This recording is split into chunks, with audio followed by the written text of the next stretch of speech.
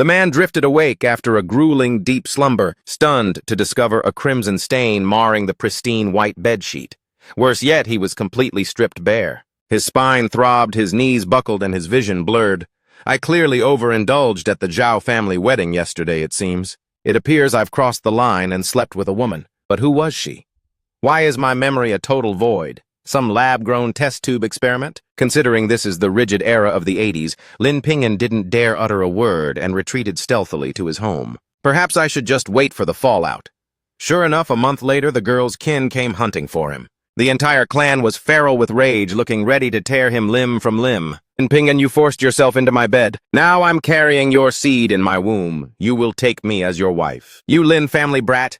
You had the audacity to lay hands on my daughter. Today you're going to give me a damn good explanation. Lin Ping'an, you defiled my younger sister. I'll beat you within an inch of your life. Before Lin Ping'an could even process the chaos, Zhao Song's heavy fist was already hurtling toward him. Lin Ping'an took a brutal, direct strike to the jaw. His balance shattered, his skull collided with the jagged edge of a stone table, plunging him into darkness.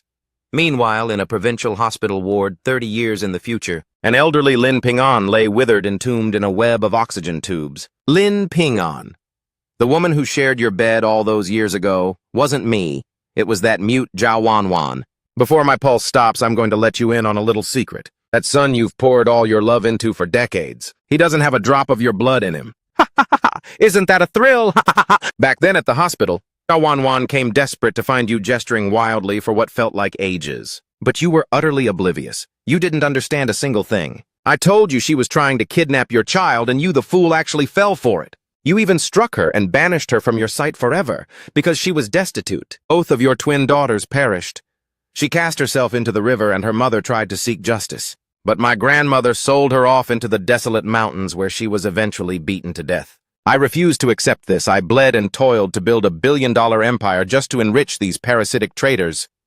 Zhao Wanwan carried my twins, yet I lived my entire life in blissful, pathetic ignorance. Why didn't I learn her language? Why? My head is splitting. You Lin brat, if you're still breathing, get your pathetic self out here. Today you owe the Zhao family a reckoning. Zhao Song, Zhao Xiaoyun, why does she look so youthful? Wasn't I dead? Could it be that I've actually been reincarnated? Humph, Zhao Xiaoyun. Just whose bastard child are you really carrying that you're trying to pin on me? You Lin brat, what kind of delusional garbage are you spewing? You dare deny your sins? Today I'm going to cripple you for life. Zhao Song was primed to unleash his violence at a moment's notice, completely oblivious to the fact that Lin Ping'an was no longer the coward he used to be. With a single explosive punch, he sent Zhao Song crashing into the dirt. Lin Ping'an's mother hurried back from the fields. I just heard the news about the scandal involving her son doing something to someone's daughter. Lin Shi immediately recoiled in fear. Auntie Zhao, please, we'll marry them. We'll proceed with the wedding. Just name your terms. Marrying my daughter isn't something that can be settled with mere words. Given your family's pathetic status, you must provide 300 in dowry money immediately, plus the 3 rounds and 1 sound luxury set, and then we're square. Good heavens, this is an absolute extortion. Every other family in this village only requests 100 yuan. You're demanding 300 plus the 3 rounds and 1 sound. We simply don't have that kind of capital. You're penniless, yet you still had the nerve to defile my sister. Mom, don't waste breath. Call the authorities and report this scoundrel for sexual assault. Humph. Zhao Xiaoyun, you're so certain that I'm the one who slept with you. Well, then, do you possess a single shred of evidence, or perhaps you saw my face clearly in the dark? No, that can't be right. You were the one in my bed. The life growing in my womb is all the proof I need. Do you honestly think I wouldn't recognize the woman I held? Mom, we're leaving. The moment the words left his lips, the mother and son turned to storm out. Witnessing this, Zhao Xiaoyun panicked. Her belly was swelling by the day, and if this threat failed, her life was over. Never in a million years did he expect that she was the one who deserved to be locked away. It turns out Zhao Wanwan is actually Zhao Xiaoyun's cousin. A mother and daughter with no one but each other, and they were being ruthlessly tormented by Zhao Xiaoyun's greedy family. With these memories flooding back, Lin Ping'an charged toward the Zhao residence. The man has been miraculously reincarnated back to the gritty 80s, opening his eyes only to face a scheming woman trying to trap him into marriage. To make matters worse, the bride price is a staggering 300 yuan plus the 3 rounds and 1 sound. If he dares refuse, they'll call the cops to rot him in a cell. In his past life, the bewildered man surrendered because he was too intoxicated to remember the girl's face, and so he spent his life tethered to this Zhao Xiaoyun who forced her way into his home. But when he reached the age of 60, he was suddenly caught in a horrific, life-altering car wreck. As he lay dying in the hospital, Zhao Xiaoyun finally unmasked the twisted truth. The woman he actually shared that night with was Zhao Xiaoyun's cousin, the gentle mute girl Zhao Wanwan. As for the child that was supposedly his in Zhao Xiaoyun's womb, it was nothing more than another man's worthless bastard. Zhao Wanwan had even blessed him with a pair of beautiful twins. But because she lacked status and lived in soul-crushing poverty, she eventually took the children and plunged into the icy river to end their suffering. After the soul-shattering revelation of the truth, Lin Pingan watched in horror as the son he raised pulled his oxygen plug. Yet by some miracle, upon opening his eyes again, he had returned to the very day Zhao Xiaoyun arrived to blackmail him into marriage. Pingan swore a blood oath that this time he would shield Zhao Wanwan at all costs and tear Zhao Xiaoyun's scheme apart. Pingan led his mother straight to the Zhao Den, his instinct screaming that Wanwan and her mother must be facing a living nightmare. As the two stepped into the courtyard, Cousin Lin Jingqiu was ushering old lady Zhao outside. "Auntie Pingan, what on earth brings you two here? Didn't Xiaoyun and the rest of the gang go to your place to settle things? What business would a woman like Zhao Xiaoyun have with me?" Lin Pingan's gaze swept over the four massive tile-roofed structures in the yard. The eastern room was bolted shut while the west was already staged with celebratory tables and chairs. Lin Pingan marched toward the eastern house. "When I was here for the wedding, I misplaced something valuable and I'm here to reclaim it." Seeing his approach, the withered old lady Zhao interpreted his path, her cane striking the earth with a sharp, echoing crack. "That was over a month ago. You honestly think your trash is still lying around? Don't you dare try to rob us. Besides, what kind of treasure could be hidden in my filthy woodshed?" Suddenly, a violent thud erupted from within the locked side room. Lin Pingan didn't hesitate and savagely shoved old lady Zhao out of his way, bolting straight toward the chamber door. "Is there someone trapped inside? Pingan, don't you dare make a scene here. There is absolutely nothing inside that room." Lin Pingan completely ignored his cousin's frantic protests. He seized a nearby pickaxe and swung it violently against the heavy door lock. Unexpectedly, Lin Jingqiu threw her own body in front of the door to shield it. "If you're so desperate to strike something, then hit me first. Lin Jingqiu, you know my temper. Since we share blood, I'll let you slide this once, now get lost. If you actually have the guts for it, then go ahead and smash it. Dare to lay a finger on me, and I'll make sure you pay with your life." Lin Pingan ignored her bluster, hoisted the pickaxe high, and brought it crashing down. Lin Jingqiu shrieked and scrambled away in terror. With a thunderous bang, the lock shattered. Lin Pingan kicked the door wide, and the horrific sight that met his gaze caused his eyes to flush crimson with pure, unadulterated rage. Beside a heap of dry firewood, Auntie Sun lay bound and broken, dying on the floor amidst scattered bloodstains. Zhao Wanwan was collapsed on the cold ground, tears carving tracks through the grime on her face. Her limbs were tightly corded, and her mouth was crudely gagged with a filthy rag. "Wanwan! I'm so sorry I'm late. Mom, go fetch the ox cart and get them to the hospital immediately. Move!" Zhang Quilin pivoted and charged out through the courtyard gates. Lin Pingan snatched up a blade to slice through the suffocating ropes. Old lady Zhao, her eyes narrowing into venomous slits, spat curses at Lin Jingqiu. "You incompetent brat, go summon the reinforcements right now." Lin Jingqiu bolted as fast as her trembling legs could carry her. Old lady Zhao blocked the threshold to halt Lin Pingan. "This is Zhao family business. What right do you have to meddle? If so much as a hair is harmed on their heads, your entire Zhao clan can rot behind bars." Zhao Wanwan tugged at Lin Pingan's sleeve, shaking her head in a desperate, silent plea. Lin Pingan gripped her trembling hand with a reassuring firmness. "Don't fear, I'm getting you both out of here." As the words left his lips, old lady Zhao lunged forward, delivering a brutal, stinging slap to Zhao Wanwan's face. "You cursed mute, get out of my sight!" Lin Pingan's fury finally reached its boiling point. He whipped his hand around and backhanded the old hag, sending her spiraling to the dirt. At that precise moment, Lin Jingqiu led the village secretary and a pack of thugs into the yard. Old lady Zhao dissolved into theatrical wails, howling her grievances to the secretary. "Hurry! A cold-blooded murder is about to happen." "Pingan, what is the meaning of this?" "Secretary, the woman I truly intend to marry is standing right here, but the Zhaos are blackmailing me into a life with Zhao Xiaoyun, and even beat Auntie Sun into this state. Pure lies. He's the one who forced himself onto Xiaoyun. Xiaoyun is already carrying his child in her belly. Don't you dare try to pin Zhao Xiaoyun's bastard spawn on me. Wanwan, it was you in that room that night, wasn't it?" Zhao Wanwan struggled to communicate. Fearing his lack of understanding, she nodded her head fervently. "Old lady Zhao, Hand over 30 yuan for Auntie Sun's medical emergency this instant. Otherwise, you can explain your crimes to the police when they arrive. Old Lady Zhao was a notoriously shrewish woman, but even she didn't dare cross the village secretary lest her precious eldest grandson truly end up in a cage. Clutching her heart, she begrudgingly dug out the cash. Meanwhile, Zhang Chuilan arrived with the second uncle's ox cart. Bingan tenderly hoisted Auntie Sun and settled her onto the cart's bed, clasping Zhao Wanwan's hand as they sped toward the hospital together. On the jagged dirt road, second uncle lashed the ox cart into a desperate sprint. A trek that normally spans 30 minutes was conquered in 20 outside the ER. Zhao Wanwan was powerless to stem the tide of tears cascading down her cheeks. Zhang Qilin offered a gentle pat on her shoulder, trying to soothe her fractured spirit. Lin Ping'an gazed at Zhao Wanwan with eyes shot through with blood and resolve.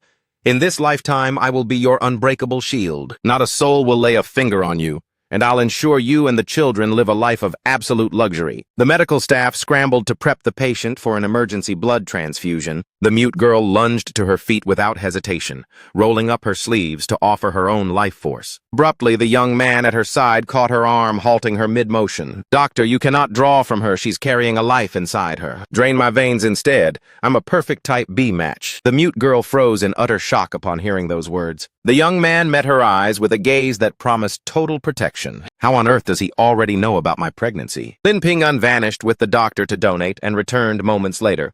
Zhang Quilin eyed her son with heavy concern before speaking. "Mom, don't worry, I'm as solid as a rock." Wanwan's condition.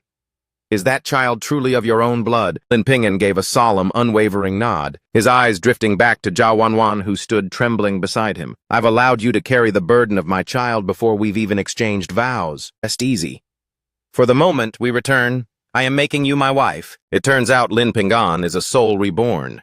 In his previous life, he was blinded by the schemes of vipers, leading him to abandon the true treasure that was Zhao Wanwan, the woman who had silently borne him a pair of twin miracles. Now that the heavens have granted him a shot at redemption, he will cherish her until his final breath. So it was no mystery why he knew the secret of Wanwan's pregnancy at this very moment. Zhao Wanwan was visibly shaken, her heart racing in her chest. Her face was a whirlwind of sheer joy and crippling anxiety as her hands signed frantically. Lin Ping'an watched her movements with focused intensity, but still failed to translate the signs. He could only piece it together. "Don't let it trouble you. Your silence doesn't change a thing for me. Once we're wed, your mother will have a permanent place under our roof. I refuse to leave her at the Zhao estate to be worked like a beast and trampled upon." The dam finally broke, and Zhao Wanwan's tears began to flow anew. She is a mute, a social outcast most men would shun, let alone someone like Lin Ping'an who is... Wipe those eyes. "From this second onward, no one will dare lay a hand on you. Our child will be fed the finest food and clothed in warmth, never knowing the sting of hunger." Zhao Wanwan gently pressed her palm against her still flat stomach and gave a heavy, meaningful nod of acceptance. "Mom, from this day forth, consider her the daughter-in-law of the Lin family." Zhang Qilin managed a reluctant, stiff nod of agreement. Because her son was binding himself to a woman without a voice, she felt he was sacrificing his future, yet he was the one who had strayed first. Suddenly, the surgical doors swung open. The doctor emerged, wheeling Sun Yumai out into the hallway. "The patient's cranial trauma has stabilized significantly thanks to the timely transfusion. She's out of the woods for now, but we need her under strict observation for a while. Someone needs to settle the medical tab. It's roughly 20-something yuan, that much." Thank God the Zhao family coughed up 30 yuan as a down payment. Lin Ping'an settled the invoice with the blood money totaling exactly 22 yuan, leaving a meager 8 yuan to spare. He did the mental math, figuring it should barely cover the overhead for the coming days. Then he produced another 30 yuan from his own pocket for the doctor. "It's nearly time to eat. Let's get some fuel. Wanwan is far too frail and needs proper sustenance." He bolted out the door. A few modest stalls lined the hospital perimeter where he snagged 10 succulent meat buns, 2 steaming bowls of yangchun noodles, and 5 brown sugar eggs, totaling a mere 1.5 yuan. In this cash-strapped era, every single cent must be spent with absolute precision. While this haul seemed cheap, inflation in the city is already surging at a breakneck pace. Striding back to the weathered ox cart, he thrust 4 buns forward. "Second uncle, it's time to refuel. Dig in." Second uncle tried to decline the offer, well aware that premium white flour meat buns are a rare luxury. But Lin Ping'an was relentless, forcing the warm bundles into his calloused hands. Clutching the steaming treasures, second uncle's face lit up with a massive grin. "Ha ha ha, this lad's got a heart of gold. I'm not charging a dime for this trip." With that, Lin Ping'an hauled the remaining rations to the ward. On the sterile hospital bed, Sun Yumai remained locked in an unconscious state. Ping'an set the noodles and buns on the bedside table. Quick eat before the heat escapes. He pressed chopsticks into the hands of a dazed Zhao Wanwan and Zhang Qilan. Zhao Wanwan stared down at the simple bowl of noodles, and the tears began to flow once more. She was utterly choked up and speechless. Even though Lin Ping'an couldn't decipher her silent language, he read her heart. It's just a drop in the bucket. You need strength to nurse your mother. How can you skip a decent meal? Eat up, Wanwan. Hurry and nourish yourself.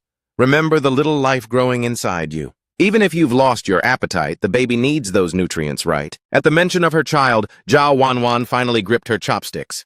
I'm famished. I need this. In all my years, no one has ever shown me such genuine kindness.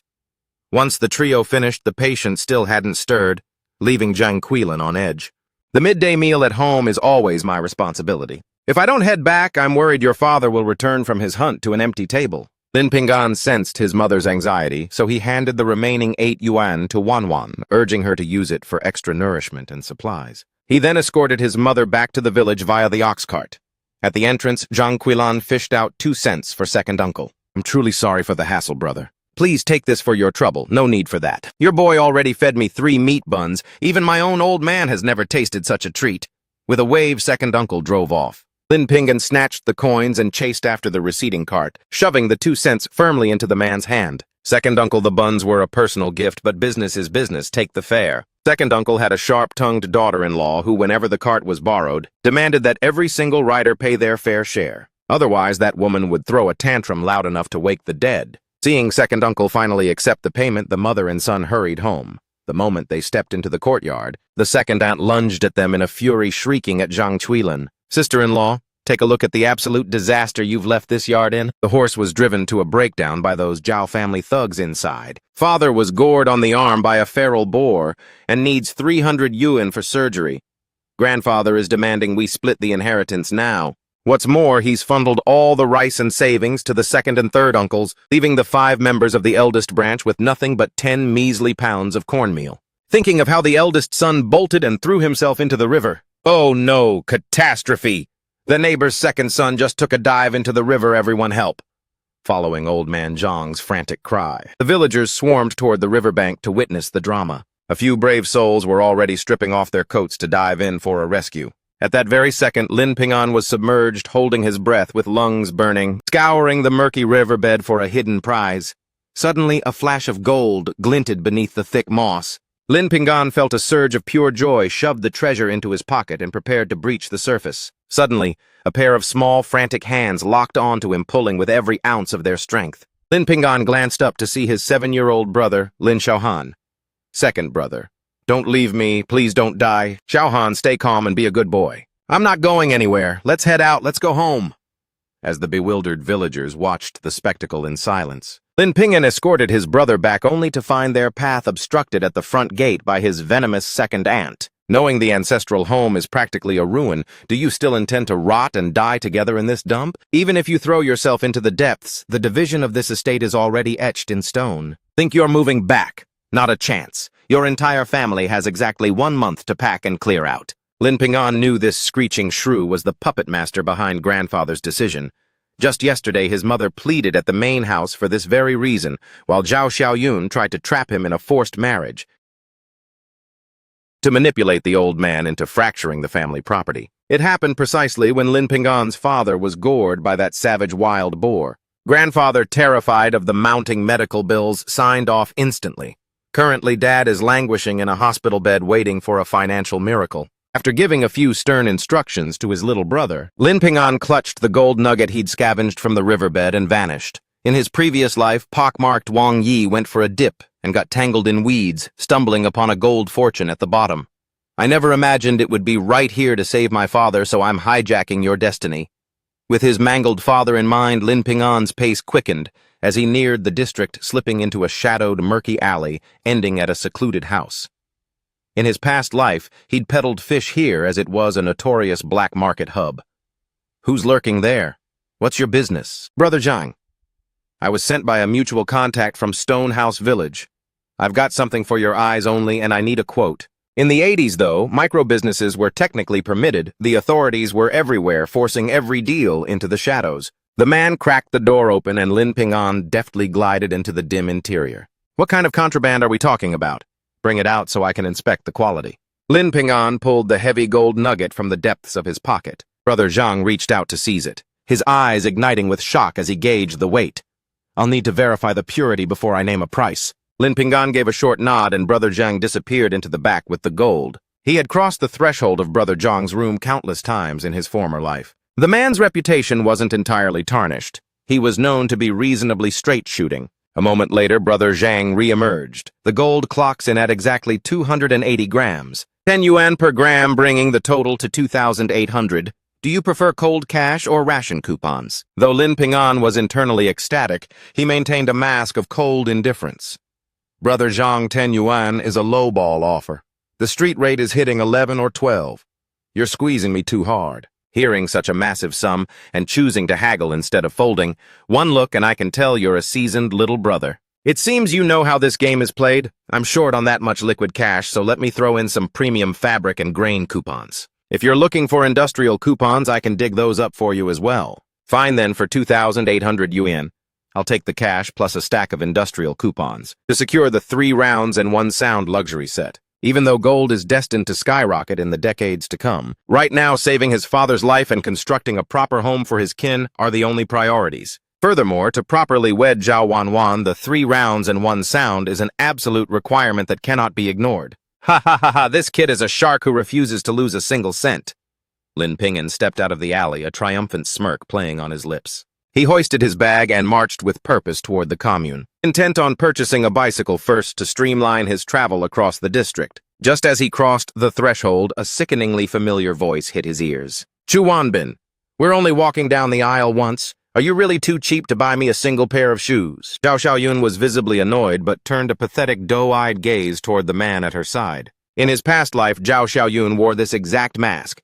Whenever she craved something out of reach, she'd play the role of the tragic victim. Zhao Xiaoyun was the cold-hearted architect of his past misery, getting knocked up by a stranger, then pinning it on Ping'an. And she was the one who eventually drove Zhao Wanwan to her watery grave. Fortunately, having been reborn, he'd already unmasked this green tea manipulator. Yesterday, she was at our house demanding a wedding, and today she's already found a new simp to champion her. Hold on. Why does this guy look so familiar? Isn't he Zhao Xiaoyun's distant cousin? How can those 2 blood relatives even consider marriage? At the sales counter, Chu Wanbin squeezed Zhao Xiaoyun's hand. Xiaoyun, your family demanded a fortune for the dowry. My pockets are empty. These shoes are 5 yuan. Can't you pick a budget pair? No, I want these. You're buying them for me. I'm carrying your own flesh and blood in my womb. Are you honestly too stingy to spend this tiny amount on me? It appears Chu Wanbin is fully aware of the pregnancy and is desperate to marry her, meaning the child is definitely his. What a pathetic waste of money, and to think I once believed she was some kind of saintly victim. I was such a blind fool. Lin Ping'an tightened his grip, stepped forward with lethal intent, and leveled a finger at Zhao Xiaoyun. I'll be taking those crimson cotton embroidered shoes. Officer, wrap up 3 pairs of these immediately. Lin Ping'an, what business do you have here? And 3 pairs of luxury shoes, no less. Do you have even the slightest clue what a single pair costs? In the landscape of the 80s, these shoes were a steep 5 yuan per pair. The moment he spoke, he demanded a triple set. Keep in mind, 5 yuan could secure 40 pounds of rice and 5 pounds of pork a feast for 5s. This display of wealth left the gold-digging parasite beside him in a state of sheer paralysis, especially since the man before her was the village's most notorious pauper. Clad in a mosaic of rags and patches while lugging a heavy dusty sack, he didn't exactly radiate the aura of someone who could drop 15 yuan on a whim. Ma'am, his family is destitute. Forget 15 yuan, he can't even scrape together 5. This comrade, are you absolutely certain you can cover 15 yuan? Facing the clerk's blatant skepticism, Lin Ping'an doubled down with ironclad certainty. Indeed, I'm taking all 3 pairs. 1 pair in size 38, 2 and 37. Wanwan's feet likely mirror second sister's, so 37 should be a perfect fit. Still playing the big shot. Do you even have the capital to back up this bluff? If you've got the cash, flash it. Don't just send the clerk on a wild goose chase for nothing. Zhao Xiaoyun was radiating arrogance. Chu Wanbin stood beside her, dissecting Lin Ping'an with a judgmental head-to-toe scan. Ma'am, just look at him. Do you honestly believe his entire wardrobe is worth 5 yuan? How could a peasant like him possibly settle the bill? Upon hearing this, the clerk's professional mask soured into a sneer. Look here, comrade. Are you paying or just wasting space? Can you produce 15 yuan? If your pockets are empty, move along. We staff members aren't standing here just to entertain your fantasies. Lin Ping'an didn't flinch, instead pulling 10 crisp high-denomination bills from his pocket. Ma'am, does this stack look sufficient to cover 3 pairs of shoes? It's more than enough. I'll fetch them from the stockroom for you this instant. Where on earth did you get your hands on that much capital? You didn't resort to theft, did you? Zhao Xiaoyun couldn't fathom Lin Ping'an holding such a fortune. The scandal of the Lin family fracturing their estate was a localized catastrophe. The rumors had already infiltrated every corner of the village long ago. She was still thanking her lucky stars that Ping'an hadn't trapped her. Otherwise, she'd be starving in a shack with him. With which eye did you witness me stealing? If you're too broke to buy, then shut your mouth. If you're so high and mighty, pull out your own wallet and prove it. Zhao Xiaoyun's eyes were literally spitting fire. At the mention of money, she pivoted to Chu Wanbin, clutching his arm and putting on a spoiled act. Wanbin, you still have the wedding fund, don't you? Let me have it so I can buy these first. I want to show this loser that my man is on a completely different level. Zhao Xiaoyun, didn't you swear that the life in your womb belonged to me? Didn't you practically beg to enter my household as my wife? And now you've suddenly located the biological father. Lin Ping'an's voice boomed. Every customer in the cooperative froze and stared at a burning Zhao Xiaoyun. The clerk's eyes dropped, scanning her midsection with intense judgmental scrutiny. Lin Ping'an, who would ever want you? Wanbin and I are practically at the altar. Stop spewing your delusional lies. I'm lying. Your mother and your brother stormed my home to hijack a marriage. The entire village bore witness. Do you truly have the nerve to deny it now, Lin Ping'an? Why are you so primitive?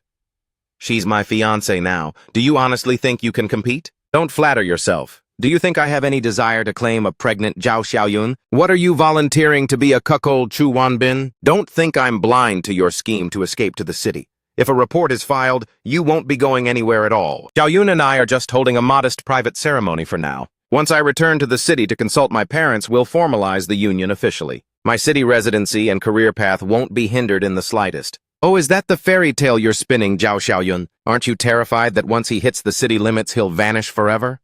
You'll be left rotting with a swollen belly, raising a bastard in total misery. In his previous life, if memory served, Chu Wanbin sired a son just a year younger than Xiaoyun's. The moment he reached the city, his parents forced him into a strategic marriage. Later, his city wife passed away. If Zhao Xiaoyun let him slip away back to the city now, she was absolutely destined to be discarded like yesterday's trash. You're just green with envy, jealous that my Wanbin is a higher class of man. His father is a high-ranking manager at the textile factory. Once we relocate, I'll be living a life of luxury. You just rot in this dirt and choke on corn husks. Luxury. He's the one who'll be living it up. You're fated to be a single mother scouring for scraps in this backwater village. He had no intention of letting this adulterous pair off easy. He'd make them crave the sweet release of death. Thinking of his father and Wanwan still suffering in the hospital, Lin Ping'an raised his voice once more. Ma'am, give me 2 tins of premium malted milk and 2 pounds of brown sugar. I'll take 2 bags of White Rabbit creamy candy as well. And I'll be taking that Forever brand bicycle over there. Bicycle. Do you even possess a bicycle coupon to be running your mouth like that? Zhao Xiaoyun shrieked, her voice trembling with a mixture of shock and disbelief. The sheer volume of goods Lin Ping'an was hoarding already cost a small fortune. A Forever bicycle is a status symbol worth over 160 yuan. Without a moment's hesitation, Lin Ping'an fished the thick stack of coupons from Brother Zhang out of his pocket and deftly flicked out a genuine bicycle coupon. Comrade clerk, would you be so kind as to bring it out for me? The clerk stood frozen, staring at the rare coupon before finally snapping back to reality. I'll fetch it immediately.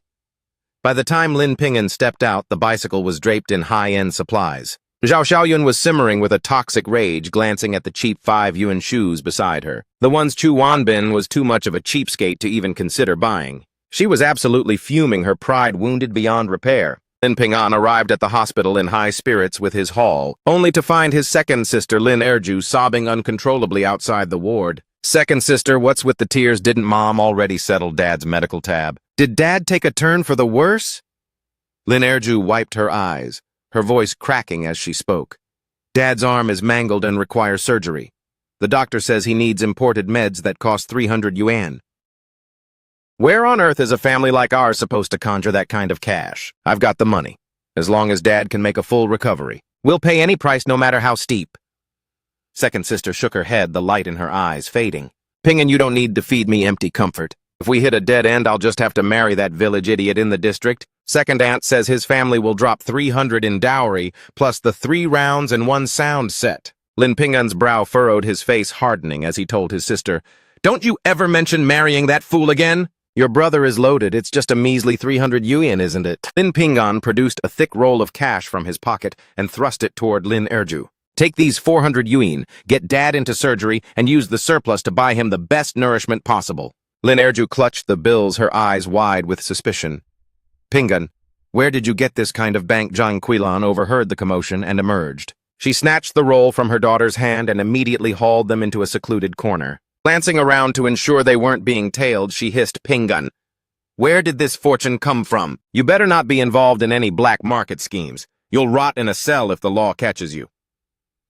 Lin Pingan, sensing their mounting panic, leaned in and whispered that he'd unearthed a gold nugget and traded it for liquid cash. "But those black market vipers won't turn us in, will they? If we're caught, it's all over.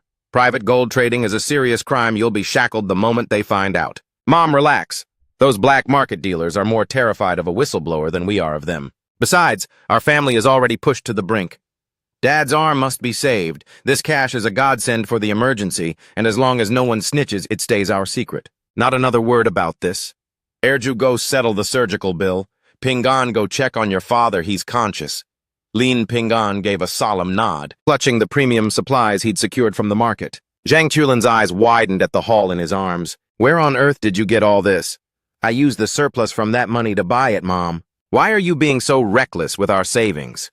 Your father's life is on the line, and you need a dowry to get married, too. Dad is broken and needs real nutrition. Besides, we're finally flush with cash. Out of 400, 300 just vanished into the hospital.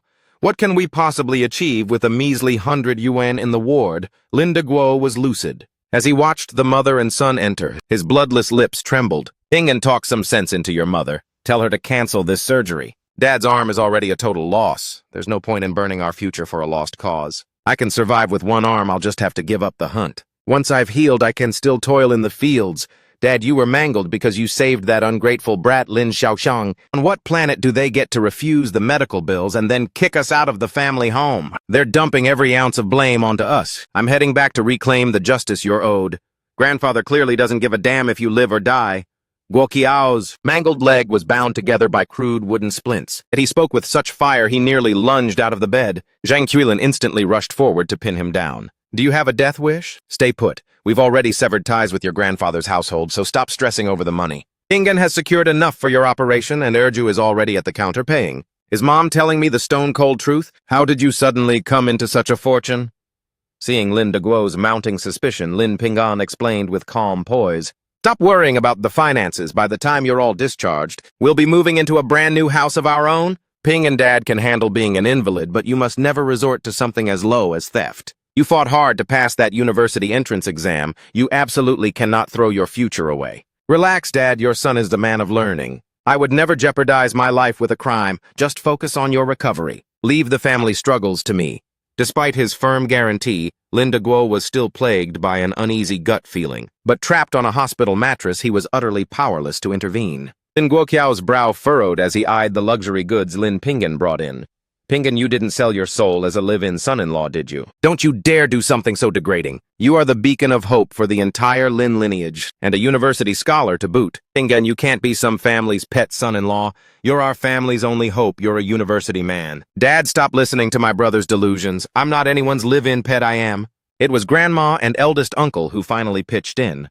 "Go get the surgical fees refunded right now. Forget the operation.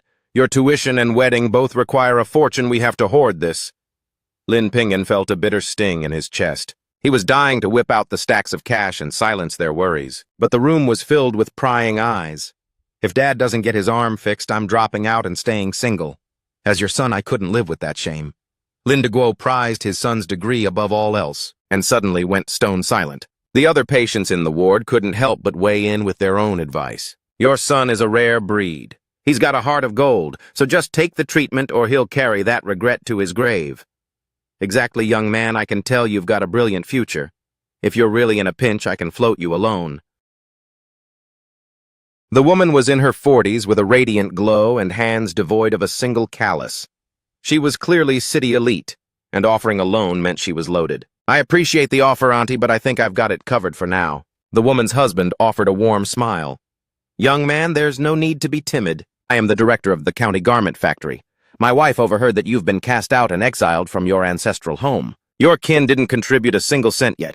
I heard you conquered the Tsinghua and Peking University exams and remain so devoted. My wife is truly moved and genuinely wishes to lend you a helping hand. Lin Ping'an fixed his gaze on the middle-aged man standing before the sterile hospital bed. A deep frown creased his forehead. The director of the county garment factory, Feng Jianjun. Young man, are you familiar with my old Feng?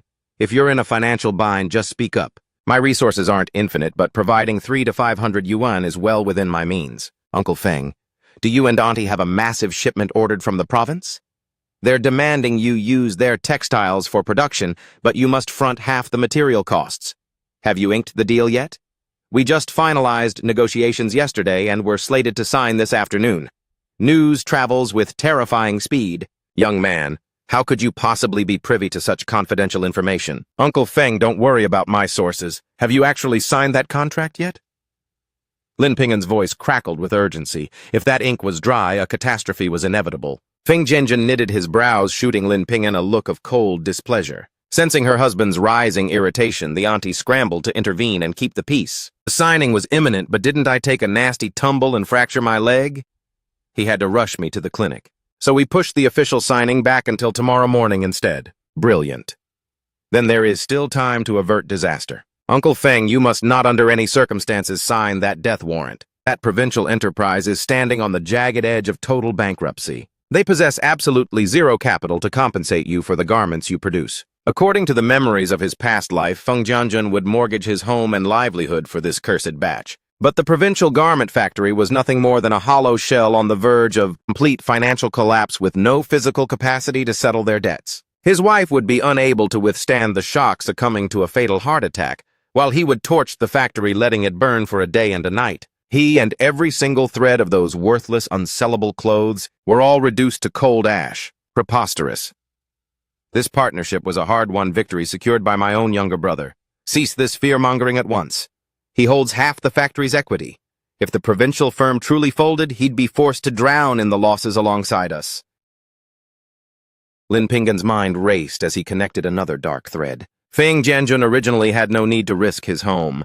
It was only because that treacherous brother demanded a buyout and insisted on his half in cash. They were cornered into the mortgage. After Feng Jianjun's demise, that same brother erected a massive state-of-the-art factory from the ruins. Whether you choose to trust my word or not is your prerogative, but dispatch a scout to the province immediately to verify that company's legal standing. Wouldn't the truth reveal itself in an instant? Lin Ping'an was young, but he spoke with a chilling gravity.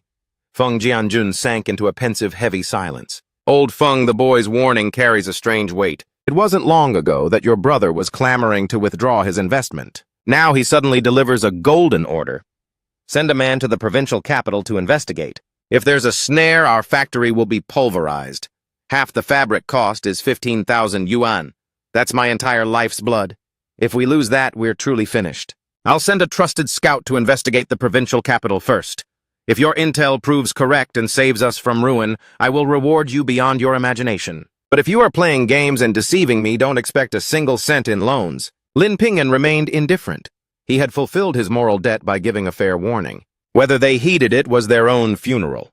As for borrowing money, did he even have a need for their charity now? Auntie shot Feng Jianjun a bewildered, sharp look. What kind of nonsense are you spewing? He's warning us out of the kindness of his heart. Young man, pay no mind to his grumbling. If you need a bridge loan, you just come straight to me. Lin Ping'an offered a polite smile and a nod, ignoring the drama as he revealed the shoes he'd just purchased. Second sister, I picked these up for you. Slip them on and see how they feel. Ping'an, these shoes are far too extravagant. They're 5 yuan a pair. My Jingqiu only tasted such luxury on her wedding day. These shoes are a fortune, yet you went and bought 3 pairs. Take them back and get a refund immediately. Your mother and I already have perfectly functional footwear. These were a final sale item, no returns allowed. Besides, your old shoes are falling apart.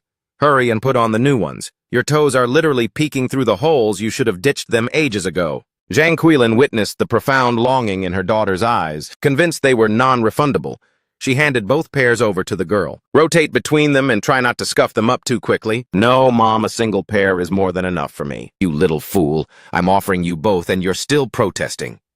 Jonquilin shoved the shoes into her daughter's grip. Their back-and-forth bickering gave Lin Ping'an a massive headache. Seeing his mother still resisting the gift, Lin Ping'an cut in, Mom, just give them to my sister. You'd never squeeze into hers anyway. You're a size 38, right, sis? Is clearly a 37. Mom, just accept the gesture. One pair each is the perfect compromise. Quillen, stop fighting it and just put them on. Your son bought these for you. It's his way of showing his devotion. Caught in the moment, Jonquilin could only offer a grateful nod. Lin Ping'an then produced the brown sugar malt extract, canned delicacies, and a spread of food from his bag, lining them up on the table. Dad, brother, you're both battered and bruised, so don't you dare be stingy with your appetite. Once everyone has regained their strength, we'll start building our fortune together. Buried in the depths of the bag, there remained one final pair of red cotton shoes. Ping'an, you've certainly learned to prioritize your wife quickly. Hurry up and deliver them to her. Wanwan may be silent, but she has a soul 1,000 times purer than that Zhao Xiaoyun girl. I'll go drop these off with them first and double back later. With that, he made a move for the second floor and pushed open the heavy door to the hospital ward. Zhao Wanwan's luminous, crystal-clear eyes met his. He noted that Mother Sun was still drifting in an unconscious haze on the bed. He rushed to her side to check in. Auntie, are you feeling any flicker of relief? Ping'an, you're here. Please marry my daughter without delay. Her grandmother is hell-bent on selling her to a moron. Don't you worry, Auntie. I came here specifically to finalize the wedding plans for Wanwan. I know I've done Wanwan wrong in the past. I swear I will give her a wedding grand enough to make the whole village talk. My daughter may lack a voice, but there isn't a malicious bone in her body. She's a master of the fields and the needle. I'm fully aware that you're a prestigious university student. My girl isn't even in your league. Marrying her is truly your sacrifice, so we don't require a single cent for a bride price. My only prayer is that you cherish her with all your heart. Beside them, Zhao Wanwan began to sign frantically through her tears, but the meaning remained a mystery to Lin Ping'an. Auntie, I don't feel slighted in the least. Being able to call Wanwan my wife is the greatest blessing of my life. As for the bride price, I'm putting down 300 yuan plus the full 3 rounds and 1 sound set. Whatever the other brides have, I refuse to let Wanwan go without a single thing. You're offering 300. Our family doesn't need such an astronomical sum for a dowry. Besides, if you hand over that much, Wanwan won't see a penny of it. Her grandmother will hoard every last cent. How on earth will the two of you survive after that? Don't stress the bride. Price is intended solely for your well-being. What use do the Zhaos have for a dowry anyway? Once we're wed, you're moving in with us. Uncle was taken from us too soon, so from this moment on, we're your guardians. Ping'an. I know your intentions are pure, but I'm well aware of the hardships your family is facing. I refuse to become a ball and chain around your necks. An old hag like me can scrap by anywhere. As long as you two thrive, I'm content. Lin Ping'an knew Sun Yumai was plagued by worry. Auntie, we've severed ties with grandfather. Once the new estate is built, we'll have rooms to spare. When that day comes, you can claim whichever room suits your fancy. I don't have much to my name, so please accept this small token. Auntie, I've got the funds, the 300 yuan, and the complete 3 rounds and 1 sound. I will have every single item prepared and waiting. The moment you're discharged, I'm coming to officially propose. Don't bring a mountain of gifts. Just your presence is more than enough. With all these supplies, I won't even be able to haul them all, you reckless boy. Before making his exit, Lin Ping'an pulled the brown sugar and canned goods from his sack and set them on the table. Sun Yumai desperately urged him to take them back. After dropping off the goods, he slipped away. Zhao Wanwan bolted after him to bid him farewell. When she swung the door open, Lin Ping'an was already waiting with a pair of vibrant red shoes. Wanwan, I bought these for you, try them on. Zhao Wanwan tried to decline, but Lin Ping'an insisted they were a final sale. Zhao Wanwan accepted the gift, her cheeks flushing a deep crimson. Lin Ping'an then produced a stack of 10 high-denomination bills from his pocket and pressed them firmly into her palm. I'll be back tomorrow. Don't you dare be stingy with yourself, I'm absolutely loaded. Zhao Wanwan hesitated to take the cash, so Lin Ping'an locked his hand over hers. Just keep this money. If a crisis hits, you'll need some liquid capital to handle it. If you refuse me, I'm going to be genuinely furious. She found herself frantically shaking her head and nodding in total agreement at the same time. Ping'an thought his wife was incredibly precious. He headed downstairs to the ward, composed himself, and stepped inside. Mom, the sun's going down. I'll take the night shift to look after Dad and Bro. You head back with second sister. Tonight, you two need to get some rest. I'm holding down the fort. With your father in this condition, I wouldn't be able to close my eyes anyway. Erju, go home and keep a close eye on your little brother. Don't sweat it, Mom. Pingan, let's move. Hurry home. Second sister dragged Lin Pingan out, and at the gate she gasped as he wheeled out a pristine bicycle. Hop on, I'm giving you a lift. Pingan, where on earth did you get this? Return it to the owner before you get in trouble. Second sister, I bought this with my own money. Get on, Xiao Han is waiting for us. Lin Erju realized he wasn't just spinning a tall tale. As they cycled along, they passed a vendor where Lin Pingan snagged 10 massive meat buns. With buns this hefty eating 3 would leave anyone absolutely stuffed. Since they were arriving late, this lucky find saved them the hassle of firing up the stove. Pingan, I'm not hallucinating, am I? We're actually eating meat buns. Sis, just wait soon, we'll be eating these until you're sick of them. You brat, don't play with my heart. Given our family's mess, we should be hoarding every cent. When they rolled into the yard, the sight before them made Lin Pingan's blood boil. In the courtyard, Lin Xiaohan was shrieking in agony. Second aunt was twisting his ear violently while spitting venomous insults. You little pest.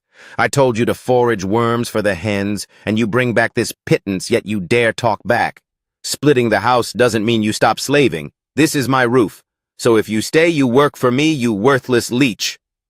Meanwhile, grandfather and second uncle sat gorging themselves without even looking up. Lin Pingan ditched the bike and charged, violently shoving Wu Guifang back. Who are you calling a leech? You're sitting there stuffing your faces while brutalizing my brother. The household is divided so every family handles their own damn chores. If you're so desperate for worms, let your own son Lin Xiaoqiang catch them. Our family is finished serving you. Wu Guifang was shoved so hard she hit the dirt, her eyes burning with a murderous glare toward Lin Pingan. You filthy dog, I'm your second aunt. You actually dared to lay a hand on me. Where is the justice when a nephew strikes his elder? I might as well just die. Old man Lin, who was in the middle of his meal in the yard, slammed his chopsticks onto the table with a thunderous crack. You godless, rebellious brat! Are you trying to start a mutiny? Get down and apologize to your second aunt this instant. Make it right. Was the humiliation you brought upon us today not enough for you? How did the Lin family ever produce such a heartless beast? Old man Lin was wheezing with fury. Second uncle Lin Yong also directed a lethal glare at him. Lin Pingan stared them down and said coldly, Grandfather, if you want me to honor you as elders, then start acting like them. Didn't you see that woman torturing my brother just now? Xiaohan was screaming. Where were you elders hiding then? Only now do you find the energy to condemn me. Old man Lin, triggered by the truth, snatched up a shovel from the corner, fully intending to crack Lin Pingan's skull. Lin Pingan saw the blade swinging toward his head and caught it with ease. You threw us out like trash. Did you give a single damn if we starved or froze? My father and brother are fighting for their lives in the hospital, and you didn't even bother to visit. My dad is your own son. How can you be this cold-blooded? And now you want to pull rank as an elder to crush us? Are you even worthy? You absolute delinquent. You actually have the nerve to speak to your grandfather like that. See if I don't beat the life out of you. He yanked the shovel, but the tool in Lin Pingan's grip didn't move so much as a millimeter. His rage spiked further. Lin Yong, are you a corpse? You're watching your own father and wife get pushed around, and you're not coming over to break this beast's bones. Lin Yong stood up and lunged at Lin Pingan. Pingan simply yanked Old Man Lin into his path to use him as a human shield. Lin Yong's desperate punch missed its mark and slammed squarely into Old Man Lin instead. The old man's skull throbbed so violently his features contorted, and he whirled around to howl at Lin Yong. Are you aiming for that brat or trying to kill me? That hurt like a bitch, Dad. I swear it was an accident. Who knew he'd use you as a human shield? Are you okay? Maybe a trip to the ER? Isn't our family already living at the hospital? I'm still breathing, you idiot. Quit standing there and seize this delinquent. If I don't break his spirit today, I'm stripping the name Lin from my soul, you little bastard. Today I'm going to beat some respect into you since your parents failed so miserably. Lin Pingan let out a cold sneer. Having survived the cutthroat business world in his previous life, he had mastered the art of self-defense. As a fist whistled toward his jaw, he executed a sharp head tilt to evade and buried a heavy kick deep into his second uncle's gut. Lin Yong stood no chance of reacting to the sudden counter and went crashing down flat on his backside. How dare you! You actually have the audacity to strike your own flesh and blood! Lin Yong scrambled up to lung at Lin Pingan again. Lin Pingan didn't hesitate to retaliate. With a flurry of 3 precision strikes and 2 kicks, he sent his second uncle reeling. We've severed ties, and you're the ones instigating this war. If you cross me again, I'll rip your masks off without mercy.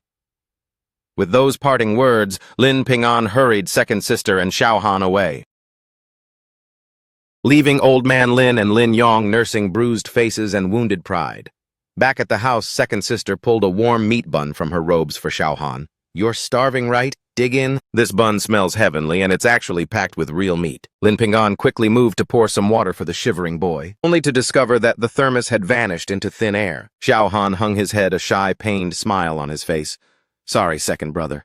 It's my fault. I shouldn't have wandered out. I lost the thermos. Don't give it a second thought. If it's gone, we'll simply replace it with a better one. I've got the funds. Finish your bun and take your time eating. That vulture's second aunt definitely snatched it. I'm going over there to take it back by force. Even if you go, they've already buried it. Wait until tomorrow, I'll buy a brand new one." Once the buns were gone, they watched as Lin Ping'an dropped a heavy, unassuming sack onto the table. "Ping'an, that's just a bag for pig fodder. What are you doing with that?" "Keep your voice down. In a moment, regardless of what I show you, you must remain absolutely silent. Lock your lips and don't let a single syllable escape this room." The two of them nodded with intense fervor. Lin Ping'an cleared away the pig feed from the top, exposing mountains of high-denomination bills. "With a fortune like this, how many meat buns can we buy? Dad can finally get the elite treatment he deserves." The three shared a brief moment of triumph before reality set in. "Wait, where can we possibly hide a haul this massive? With second aunt prowling around like that, she'll definitely break in to ransack our belongings. Tomorrow I'm going to pay a visit to Secretary Zhang. I'll ask for his help to break ground on the house and give him 500. The remaining 1,500 is going straight into a bank vault." "Fine, that's the plan. As for this sack, as long as we keep our mouths shut, no one would ever suspect it's a bag of riches." Ping'an turned to Xiaohan and spoke with a gentle warmth. "Xiaohan, just wait for Big Brother. Tomorrow, I'm getting you a proper school bag and all the supplies you need. You're finally going to get an education. For real, Big Brother." I finally get to step into a classroom. At the crack of dawn the next day, Lin Ping'an went to track down the village party secretary Zhang. Secretary Zhang was home, and seeing the boy hurriedly ushered him inside. "Ping'an, give me the news on your father. Is he showing any signs of recovery?" "He's pulling through, Uncle Zhang. I'm here today because I need to ask a favor." "You don't even have to finish that sentence." "I understand the situation. Take this 50 yuan for now and put it toward your father's medical bills. Your grandfather has completely lost his way, but your father's life must be the priority. Hold on until I can coordinate with the village council to organize a community donation. You made it into the top universities. You're destined for greatness." "Uncle Zhang, I didn't come here to beg for a loan. My father's surgical expenses are already taken care of." A compassionate soul at the hospital stepped up and lent us the necessary capital. Lin Ping'an firmly pressed the cash back into Uncle Zhang's palm, refusing the charity. "That benefactor lending you this sum? Surely they have some ulterior motive." "None at all. He's a factory director who witnessed our struggle and felt moved to intervene. He granted us 1,000 yuan. After the medical bills, 500 remains. My parents believe the ancestral shack is a lost cause and hope you can recruit a crew to break ground on a new home. So that's the play. A garment factory director, I've heard the name. He's reputed to be the most philanthropic soul in this jurisdiction. I'll accept this 500 yuan deposit for now. Rest easy, kid. I'll personally oversee the construction of a magnificent residence for your kin." Uncle Zhang beamed while pocketing the funds and making small talk. Lin Ping'an then pivoted back home. "Once we've eaten, I'll scout the village for labor. You head to the ward to monitor their recovery. Ping'an, despite our sudden windfall, our family's needs are endless. We must capitalize on every second to stack more cash. Second sister, you're my partner today. The two of us are about to land a massive haul. I'm with you. As long as we stay on the right side of the law, I'm all in." Lin Ping'an prepped the volatile components for a blast fishing run, then dispatched his sister and brother to the neighbors. Scour for fish baskets and a wheelbarrow. Once the gear was assembled, the trio pushed the cart toward the eastern river. "You little rats!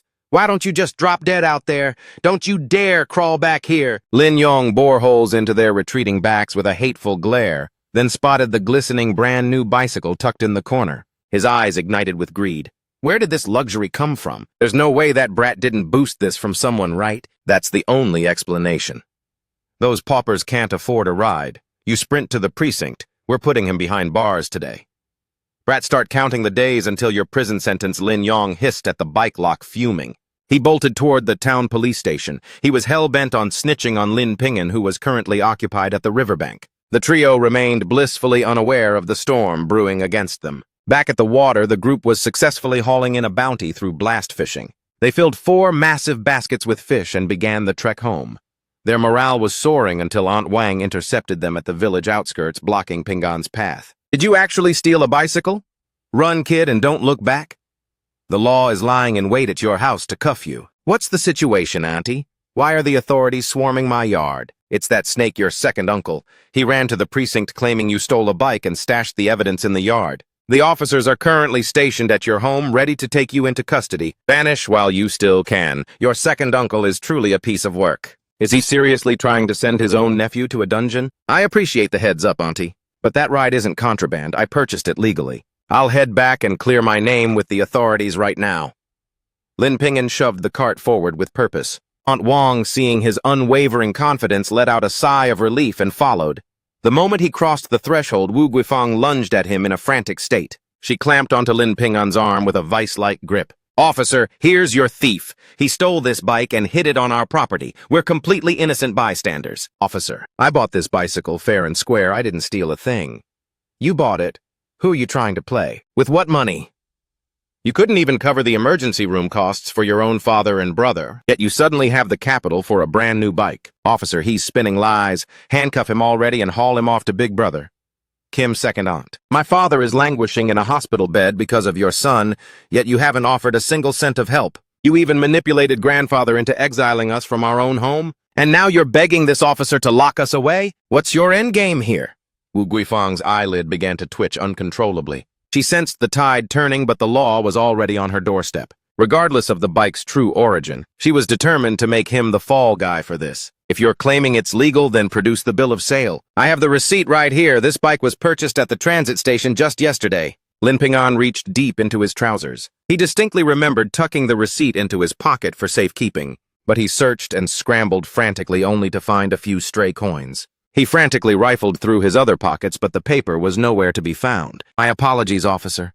I must have lost it while hauling supplies, but I swear on my life, I bought this bike." "Officer, please, my brother is incapable of such a lie. This bicycle definitely wasn't. There's no way it was stolen. My brother would never stoop to stealing a bicycle." Still claiming it's not stolen, are we? "Then, produce the receipt." "No paper means you're a thief. Do you really think you can talk your way out of this?" "Officer, why are you hesitating? Handcuff him already. You can't take Pingan away. We have the funds we have." "Sis, say no more. I know second aunt won't stop until our family is destroyed. With dad and bro hospitalized, even strangers show us mercy and lend us aid. Yet this woman, a direct blood relative, is hell-bent on rotting me in a prison cell. I can't breathe a word about selling that gold nugget. Private gold trading is a one-way ticket to a felony. The moment I confess that I'm truly finished. The receipt is gone, but Zhao Xiaoyun and that Chu Wanbin kid from the neighboring village saw the transaction. They can verify my story." At this, the officers narrowed their eyes, weighing Lin Pingan's words to see if he was bluffing or desperate. With potential witnesses on the table, they moved to escort him to the next village. Meanwhile, Zhao Xiaoyun's courtyard was buzzing with activity. Today was the official engagement ceremony where Chu Wanbin brought the gifts. Zhao Lao Xiaoyun's father was presiding. The sudden sight of the authorities in full uniform sent him scrambling to greet them. With a mask of sheer panic, he stammered out, "Officer, has someone in my household committed a crime to bring the law to our doorstep?" "Ease up, old man. We're specifically looking for Zhao Xiaoyun and Chu Wanbin. We need to confirm if they witnessed Lin Pingan purchasing a bicycle from the transit company yesterday." "Officer, we were right there at the station and watched Lin Pingan buy that bike. Whatever he's done has absolutely nothing to do with us. He even produced a legitimate bicycle coupon. We're completely uninvolved in his business, I swear." "Lies. Where would a pauper like him find that kind of capital? A bicycle is a luxury worth at least 167 yuan. How could he possibly afford it? You two must be covering for him. We saw it with our own eyes. How could we be wrong? He even snagged 3 pairs of 5 yuan red cotton shoes, plus milk, canned goods, and a mountain of supplies. He dropped 200 yuan easy. Are you just hallucinating? I know you once had feelings for Lin Pingan, but you can't go perjuring yourself for him." The mere mention of a past with Lin Pingan sent Zhao Xiaoyun into a frantic tailspin. Who in their right mind would want to marry that loser? "The only man I have eyes for is Chu Wanbin. Don't you dare insult my honor." The police hadn't expected to walk into a soap opera, but having secured the truth, they stepped in to squash the drama. Enough of this bickering. The facts are undeniable. Lin Pingan did not steal that bicycle. No crime has been committed here.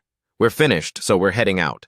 Seeing the law prepare to depart, Wu Guifeng went into a total frenzy. Officer, wait. I am certain that Lin Ping'an's entire fortune was stolen. I'm officially reporting him for grand theft. And right at that critical moment, Secretary Zhang, the village party chief, came charging in, drenched in sweat. Enough. How can a woman like you be so depraved as to falsely accuse your own nephew of such a crime? That capital was a legitimate loan from the garment factory director. Officer Lin Ping'an disclosed the entire situation to me at the crack of dawn. He even entrusted me with 500 yuan to oversee his new home's construction. That money is clean. Uncle Jang quit playing games with us. Ha, that garment factory big shot has absolutely zero connection to a peasant like him. Why on earth would a man of that status bankroll a nobody? 500 yuan just to break ground on a house. Who are you trying to play for a fool? Witnessing their blatant denial, Secretary Zhang snatched 500 yuan from his own pocket. Officer, this is the exact sum Ping'an entrusted to me at the crack of dawn. That gentleman officially lent Ping'an a total of 1,000 yuan. There is no way a single cent of this was stolen. Lin Ping'an stared at Secretary Zhang's weathered, sweat-stained hands, feeling a massive wave of gratitude wash over him. Thank God he'd fabricated a solid alibi. Otherwise, explaining this mountain of cash would have been an impossible task. With the secretary's ironclad testimony, the police pivoted toward a trembling Wu Guifeng. Do you possess a shred of evidence to prove Lin Ping'an committed theft? I was merely speculating. How could a dirt-poor brat like him suddenly be flush with cash? Officer, I am officially filing a counter-report for malicious slander, reporting a non-existent crime and labeling me a thief based on nothing but a hunch. If every citizen wasted your time based on mere guesses, the force would have zero capacity to investigate actual felonies. Knowing the toxic nature of my second uncle and his wife, peace will be a myth in the future. It's best to let the law put them in their place now. Slander is a serious offense that won't be brushed aside. The officers nodded at Lin Ping'an. The boy's right. Without proof, this is defamation. You two, you're coming down to the station for a little chat. Wu Guifeng and Lin Yong stood there completely paralyzed. They were the ones who summoned the law, and now they were the ones being hauled away in cuffs. Officer, please. We realize we've stepped out of line. Don't drag us away, okay? We swear we'll never breathe a word against Lin Ping'an again. Ping'an. Your second uncle admits he was wrong. Okay, don't press charges against your own flesh and blood, please. Wu Guifeng scrambled over to grovel at Lin Ping'an's feet, but he met her pleas with cold silence. He only hoped they'd be dragged off to learn a harsh, necessary lesson. Anything to keep them from sabotaging his life in the future. Ping'an, how about you show them a shred of mercy just this once? Drop the lawsuit and let this go. Fine, I'll skip the legal battle. On one condition, where is my family's stolen thermos? Wu Guifeng's eyes darted away instantly, her fingers digging into Lin Yong's arm with a vice-like grip. Seeing her reaction, he knew his wife had indeed pilfered the goods. He immediately erupted. You absolute idiot of a woman. Do you realize the stakes right now? Start talking before it's too late. Are you actually itching to see the inside of a prison cell? It's stashed behind the kitchen cabinet. You all heard that confession, right? My family has been tormented by these vultures to the breaking point. Should I really just forgive people like this? Don't they deserve a stint at the station for some re-education? With petty crooks like this haunting the village, nobody's property is ever safe. At this point, the surrounding villagers remained stone silent, refusing to defend the couple. Lin Ping'an felt a surge of triumph as he watched the police escort his wretched relatives away. In his past life, he'd always bowed to them as elders, only to be bled dry by their greed. Not this time. From now on, it's an eye for an eye. Watching him walk away, Zhao Xiaoyun fumed with regret. If she'd known it would end like this, she never would have vouched for his bike purchase. She should have let them lock him up. Instead, she'd played right into his hands. Xiaoyun, just wait until I'm back in the city. I'll give you a mansion that puts his to shame. But given that Lin Ping'an is breaking ground on a brand new estate, then that mute girl Wanwan over at his third aunt's place is about to taste the high life. You seriously think she'll get to enjoy a second of it? Maybe in her next incarnation. I've already finalized the arrangements. I've accepted a 200 yuan dowry from that fool in Dihe village. The moment they return, she's being shipped off as a bride. Think about it. Lin Ping'an is drowning in borrowed debt. He'll be spending a lifetime just breaking even. If Wanwan marries that idiot, she'll be set for life with food and drink. Isn't that a dream? Lin Ping'an was completely oblivious to the Zhao family's treacherous plotting. When he arrived home, Lin Erju and Lin Xiao Han were pacing with anxiety. Catching sight of Lin Ping'an's silhouette, Lin Xiaohan sprinted toward him, overcome with joy. Big brother, are you actually okay? Why didn't second uncle and second aunt return with you? They likely won't be showing their faces for another couple of days. Second sister, let's move. Lin Erju gave a firm nod and pushed the cart as the trio ventured toward the county seat. Upon reaching the black market front, Brother Zhang spotted Lin Ping'an and hurriedly ushered them inside. "This is the haul we secured today. Take a look and give us a fair price." Brother Zhang bolted the door and pried open the lid of the fish basket. Gazing at the massive crucian carp thrashing violently inside, a sharp glint of excitement flashed across his eyes. "You young stallions braving this freezing weather. It couldn't have been easy to land a bounty this size. I'll give you 9 cents a pound. Much appreciated, Brother Zhang.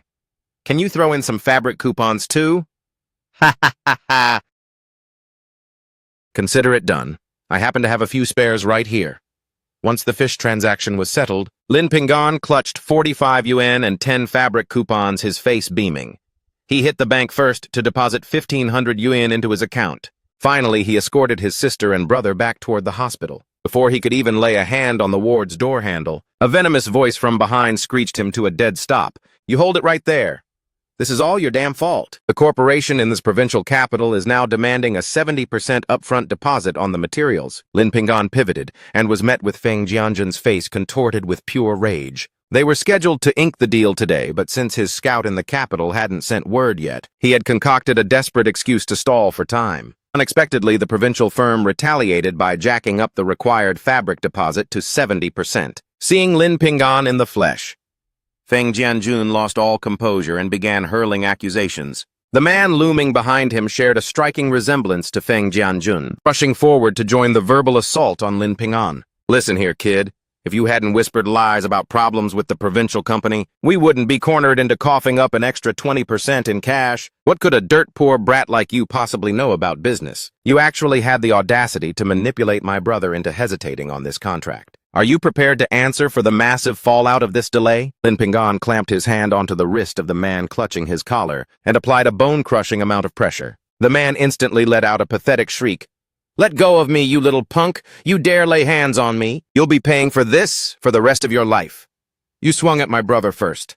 If anyone's paying up, it's you." Lin Erju stepped into the fray as well, ready to scrap for every cent of compensation. "I think you're the one who's about to pay the ultimate price. That provincial firm, you knew perfectly well it was a sinking ship, yet you conspired to bait your own brother into a trap. That's fraud, and you'll rot in a cell for it." Feng Jianjun's expression turned to stone. He stared intensely at Lin Ping'an, searching his memory, but he was certain he'd never encountered this face before. "How could I possibly sabotage my own kin?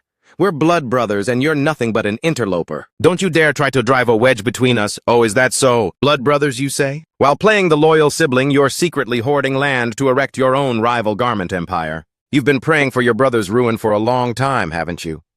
In my past life, immediately after Feng Jianguo's demise, this saint launched his own factory. The snake is clearly making his move." True to form, Feng Jianluo's face contorted with pure shock and his confident facade began to crumble into stutters. You're spewing absolute nonsense. How could you accuse me of such cold-blooded treachery? Young man, I might overlook your previous disrespect, but you can't just hurl reckless accusations like that. My brother doesn't have the capital to snatch up land right now.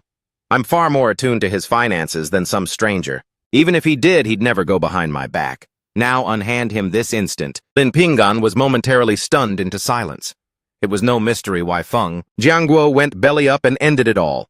His blind devotion to brotherhood had completely eclipsed his survival instincts. That specific plot in Nanjiao village on the outskirts was signed, sealed, and delivered to you. A single inquiry at the land office will strip your lies bare. Are you really going to keep playing this pathetic game of hide-and-seek? Feng Jianluo gaped at him as if he were staring down a vengeful ghost. How is this even possible? He had buried the paper trail so deep. How could a complete outsider unearth his darkest secret? Pinned to the wall by Lin Ping'an's exposure, Feng Jianluo spiraled into a panic, desperately trying to manipulate Feng Jianguo. "Brother, where would I even find the fortune to buy out a plot in Nanjiao village? Besides, you already own a factory. Why would I ever dream of opening a competitor? You get lost before things get ugly." He would never stab me in the back. I heard some high roller snatched up that Nanjiao land, but there's no way that person is my own flesh and blood. You're just a kid. You must have fallen for some baseless gossip. Fine. Since you're choosing to stay blind to the truth, then have it your way. Right at that tense moment, a young man came sprinting toward them, gasping for air. "Manager Feng, the provincial garment factory is a sinking ship. They're filing for bankruptcy. Whatever you do, do not put your signature on that contract. Repeat that. Manager Feng, the provincial plant is going under as we speak. Hurry up and let go of me." What in the name of God is happening here? Didn't you guarantee that provincial firm was solid, brother? I swear I was in the dark. I did a full background check back then. Someone must have played me for a fool. I really didn't know, I swear. If we had inked that deal, we would have been bled dry by massive losses. It would have been the death blow for our entire company. Do you comprehend the gravity of this disaster? Young man, you've literally saved our lives today. I'm handing you 500 yuan as a reward for your life-saving intervention. Lin Ping'an was just about to decline the offer when a radiant, elegant young woman approached the group. She spotted Lin Ping'an at the entrance and her face lit up with pure joy. Lin Ping'an, you've actually returned. I haven't even had the chance to congratulate you on conquering the Tsinghua and Peking University exams. But what brings a scholar like you to a place like the hospital? Lin Ping'an was equally startled to recognize the newcomer. Feng Lily, the class academic representative. Rumors said she'd secured a spot at the provincial normal university. Both of my parents have been admitted here. I'm here to watch over them during their recovery. Lily, is this the genius you mentioned who swept the top university spots this year? He crushes every single exam, Dad. Seriously, his talent is on another level. Conquering the Tsinghua and Peking University entrance was inevitable for him. Ha ha ha, you're giving me too much credit. I'm not actually that legendary. You're killing it too, Lily. Scoring a spot at the provincial normal university. I owe you a massive congratulations. When things settle down, the first round is on me. The whole class is dying to catch up with you. Our resident Tsinghua Peking ace better not flake on us, all right? If the stars align. My family is dealing with a mountain of chaos right now. I'm spread too thin to commit to anything at the moment. No worries, we'll make it happen whenever you catch a break. Lin Ping'an gave a solemn nod. Thoroughly impressed, Feng Jianjun addressed him with newfound respect. Young man, you've done me a monumental favor. I insist on thanking you. You must accept this 500 yuan, Dad. Wait, do you two already have a history, Uncle Feng? I truly value the sentiment. But I simply cannot take this cash from you. Ha ha ha. Playing the noble card and refusing is definitely the smart play. Does a backwater country bumpkin like you even comprehend how to handle real capital? I know exactly where my truth lies, but you've been spinning quite the web of lies yourself. To secure that Nanjiao village plot for your secret factory, you and your brother-in-law went deep into debt, didn't you? Even if you build it, it's destined to go belly up. Lin Ping'an pivoted the conversation, deciding to tighten the noose around Feng Jianluo's neck. In his previous life, Lin Ping'an felt a pang of sorrow for the tragedy that befell Feng Jianguo's kin, especially finding out his classmate Lily is his flesh and blood. He felt an even stronger urge to intervene.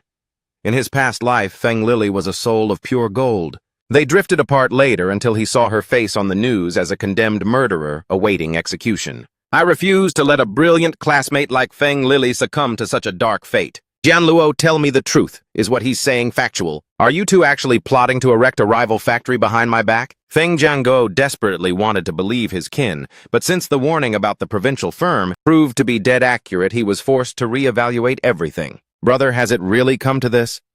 How could I ever dream of betraying our bond? My brother-in-law is a total bottom feeder.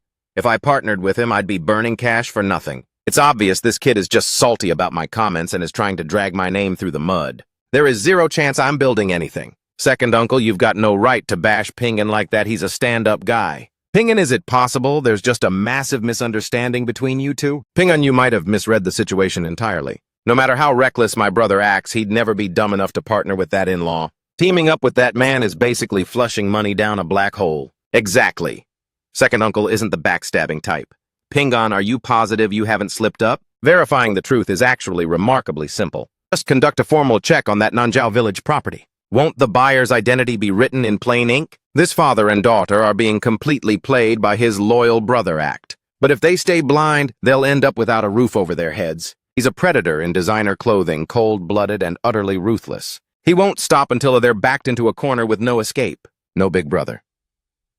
I'm telling you, I never touched that land in Nanjiao. What does a student know about the real world? You think launching a factory is as easy as just talking big. Big brother, go ahead and dig. A man with a clear conscience has nothing to hide. He projected a mask of calm, though his hands were betraying him with a slight tremor. Betting on his brother's unwavering trust, he was certain no one would actually follow the trail.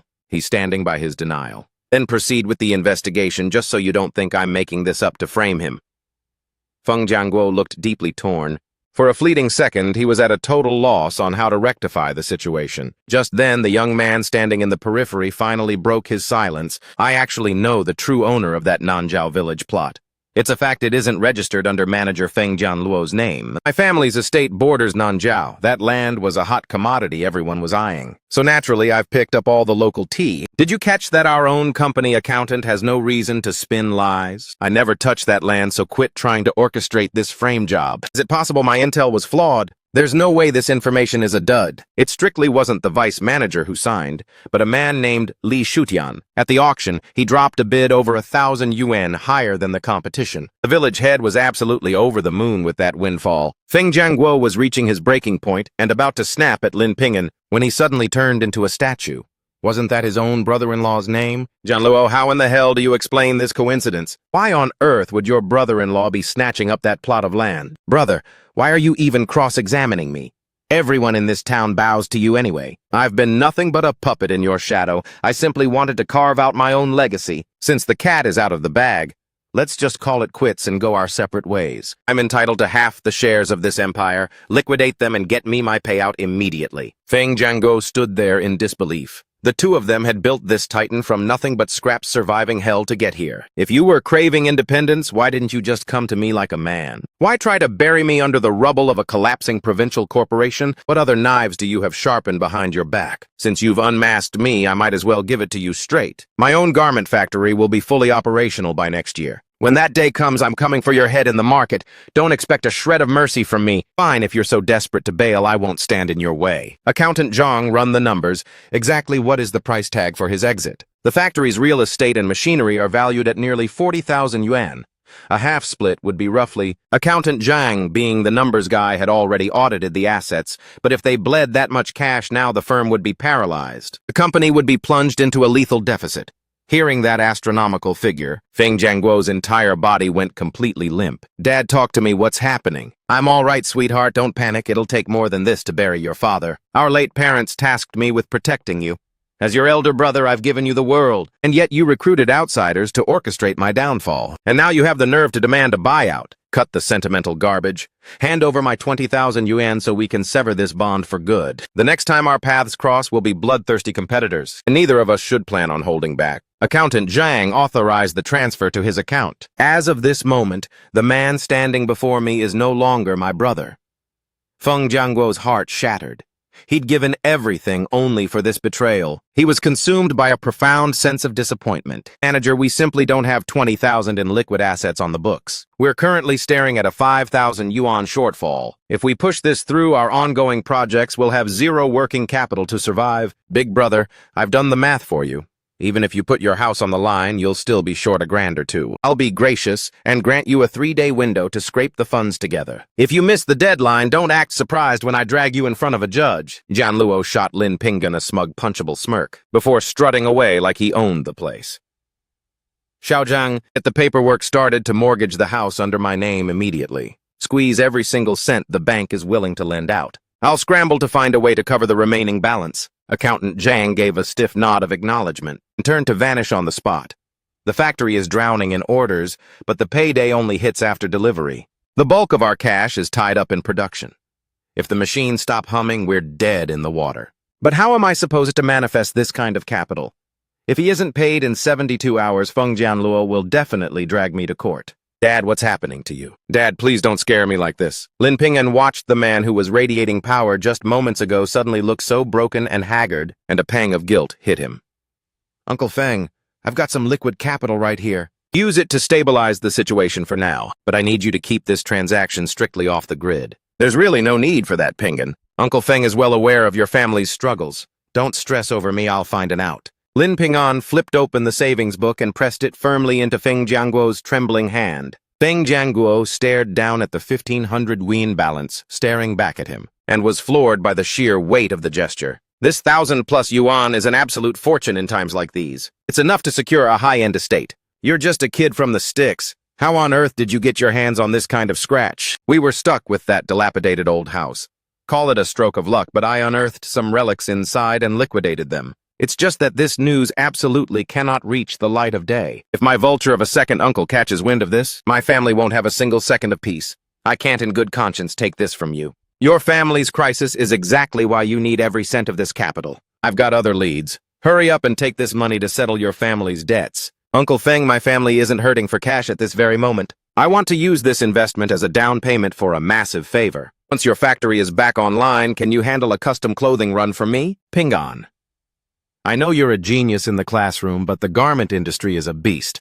What are you planning to do with a mountain of custom clothes? Don't you worry about that, just focus on the manufacturing. Take this capital and keep your head above water for now. Dad, just take the win. I've got total faith in Pingan. He clearly has a calculated vision for those garments. Fine. Exactly what kind of fashion line are we talking about here? Get me the samples as soon as possible, and I can have the entire run ready for you in about a month's time. I appreciate it, Uncle Feng. Once I finalize the design sketches, I'll deliver them personally. See, Pingan, your leave is almost up. You can't afford to let your education slip through your fingers. This arm of mine isn't a total loss. It'll be back in action in 2 or 3 months. Quit obsessing over the money. I'm planning to petition the school for a formal leave of absence on your behalf, then get you hitched to Wanwan. She's carrying your legacy. You can't just run off to university and leave her in the lurch. Lindagwa was reeling from the magnitude of the situation but saw no other path forward. And at that precise moment, the glass Feng Lily was filling with water, shattered against the floor with a deafening crash. Then Pingan, you're actually getting married. She's even carrying my child. I'm the one who failed Wang Wanwan. I've made my choice. I'm going to marry her. But we haven't hit the legal age yet, so we'll wait until after the new year.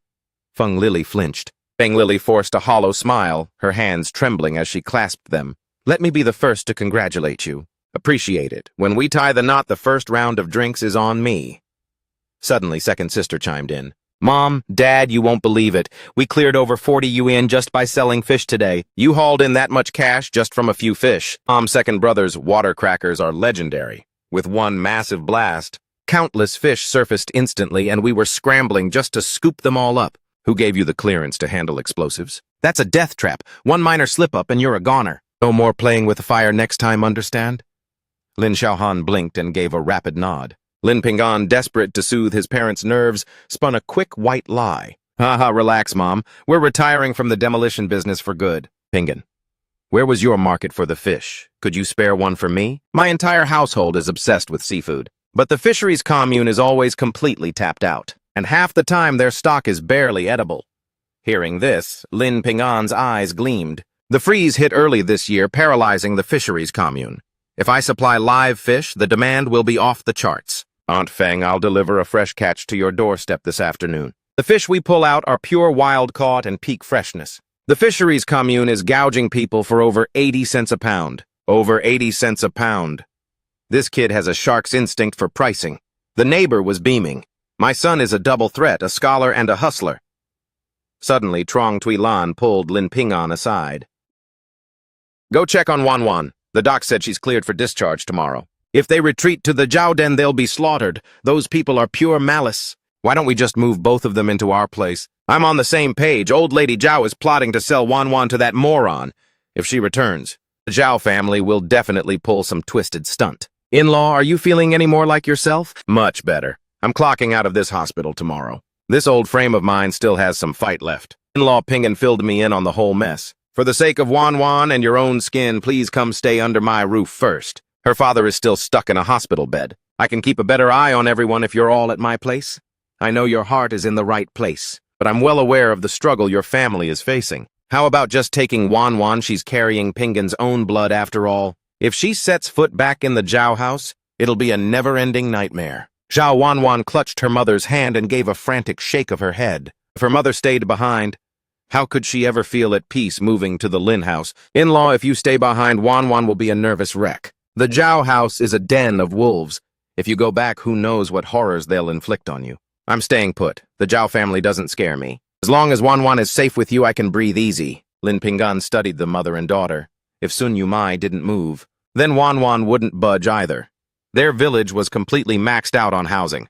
Otherwise, in his past life, they wouldn't have been forced to rot in that old shack. Auntie, then I'll head to the Zhao house to be the guardian for everyone. If they even think about bullying you, I'll put my life on the line to stop them. Pingan, don't do anything reckless. That last time you nearly bludgeoned your second uncle to death. If a life had been snuffed out, what would have become of poor Wanwan? Pingan, I'll follow you to the Lin estate, but I beg you no more bloodshed with the Zhaos. Auntie, relax, we've prepped everything. You and Wanwan take the master brick house. The 3 of us will crash in the wing, it's plenty of space. Sun Yumai's eyes brimmed with tears.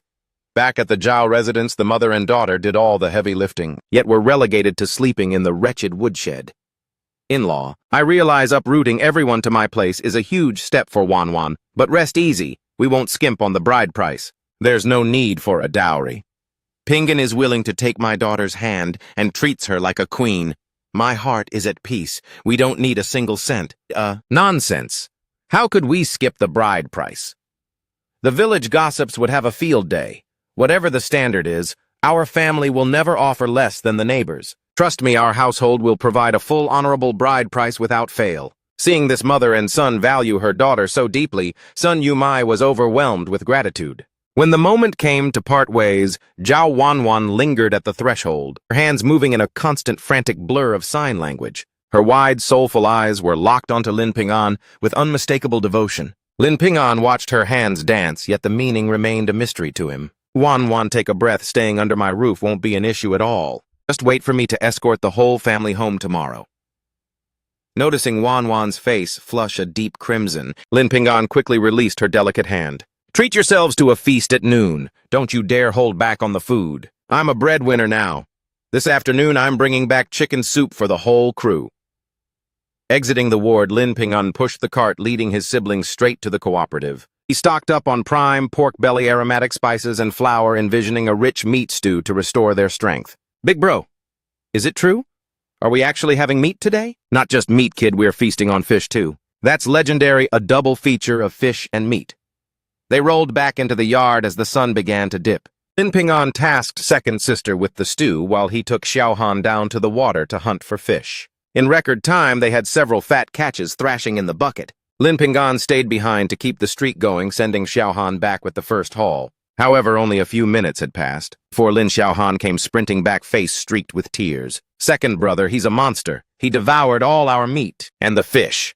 They snatched the fish right out of my hands. Who gave that old man the audacity to steal the food off our table? If the old man won't act with dignity, then I'm done playing the dutiful grandson. Xiaohan, stay here and keep watch.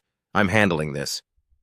With that, Lin Ping'an bolted home. The moment he hit the yard, second sister's gut-wrenching sobs reached his ears, interrupted only by grandfather's venomous shouting. Storming inside, he found the old man and his two cousins gorging themselves on the spoils. The glistening, steaming pork belly sat mockingly in the center of the table. Clutching a fluffy white bun, the old man ate until grease coated his chin, spewing insults between every bite. You useless brat. I'm your patriarch. This feast belongs to your grandfather by right. Even if your father stood here, he wouldn't dare breathe a word of protest. You actually have the nerve to fight me for a meal. Lin Gong, Xiaoqiang, keep stuffing your faces. Don't leave a single scrap for these losers. She's so pathetic and stingy she tried to bar us from eating. We're making sure she doesn't get so much as a taste. The trio were mid-feast when a thunderous thud shook the room. A heavy hoe came crashing down, splitting the meat bowl into jagged shards. You little delinquent, what's the meaning of this? We only took a few bites. Why are you throwing a tantrum? Look at all this prime meat you've absolutely ruined. Ju quit crying and pick it up to wash. It's perfectly fine to eat. When Lin Ju refused to move, old man Lin's face turned a dangerous shade of purple. You unfilial wretch, I said, get over here and pick it up. I dare anyone in this room to lay a finger on that meat. This was prepped to save my father and brother's lives. By what twisted logic do you think you've earned a bite? Lin Ping'an stood firm, clutching the hoe, his entire aura radiating a cold, lethal killing intent. Even in the cold gaze of old man Lin, a flicker of genuine fear emerged. But how could a seasoned patriarch be intimidated by a mere brat? By what right do you forbid me from eating my fill? I am the head of this bloodline. I have every right to feast at your table. Even if your father stood here right now, he wouldn't dare utter a single word of protest. When we severed ties, the terms were crystal clear. You isolated us in this shack for your retirement and renounced this house, so why the sudden greed? Are you actually planning to leech off us and move back in? Who's changing their mind? You've already been evicted and have 1 month to clear out. Fine, then reimburse us for the meat. If it's cash you want, I'm broke.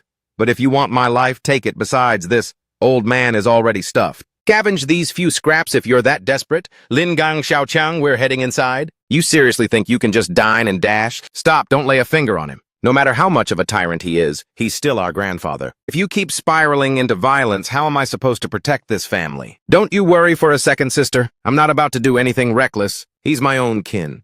I won't raise a hand against him.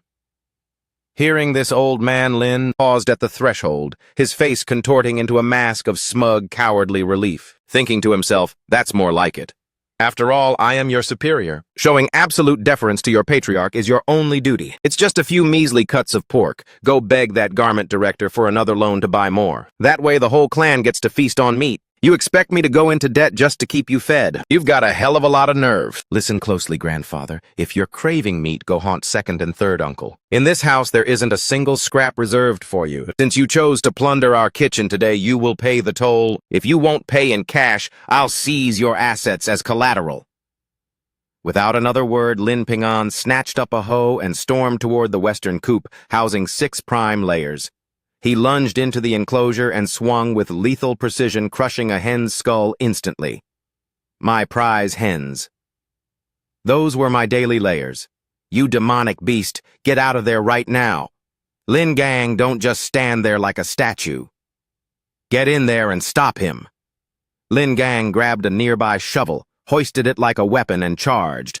But before he could cross the threshold, a devastating kick slammed into his gut, sending him sprawling into the dirt. Old man Lin, witnessing Lin Gang's pathetic display, was fuming with rage. Yet he lacked the spine to intervene himself, choosing instead to bark at Lin Xiaoqiang. Sprint to the village head's house, tell him to get over here this instant. After Lin Ping'an systematically slaughtered 2 more hens, he marched out carrying the carcasses and declared, grandfather, consider these 2 birds a fair settlement for the meat you stole today. Pork is 80 cents a pound, while an aged hen is worth a full yuan.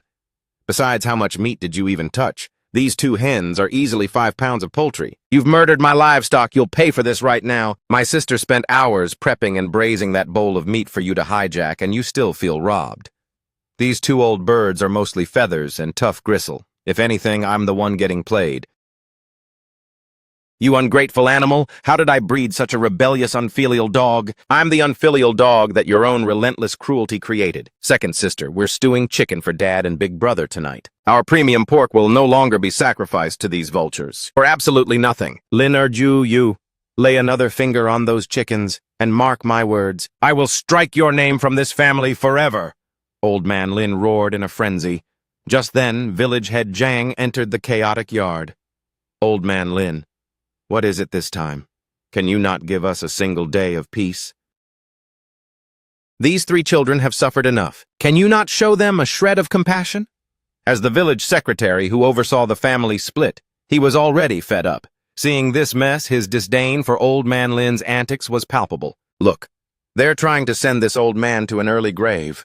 Perfectly healthy layers, and they beat them to death just for a meal. How is this household supposed to survive such madness? What's the real story behind these dead chickens? Did you actually slaughter them in cold blood? Uncle Son, it was Lin Ping'an who went on a rampage and slaughtered our chickens. I lunged to stop him, but he brutally kicked me to the dirt. How on earth did this situation spiral so far out of control? Ping'an, did you actually do this?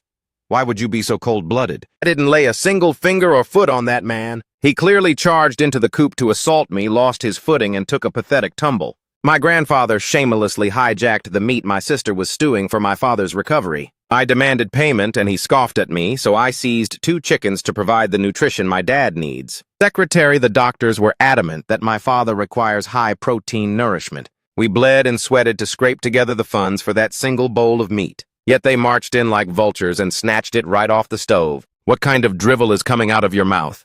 Your dad is a wreck.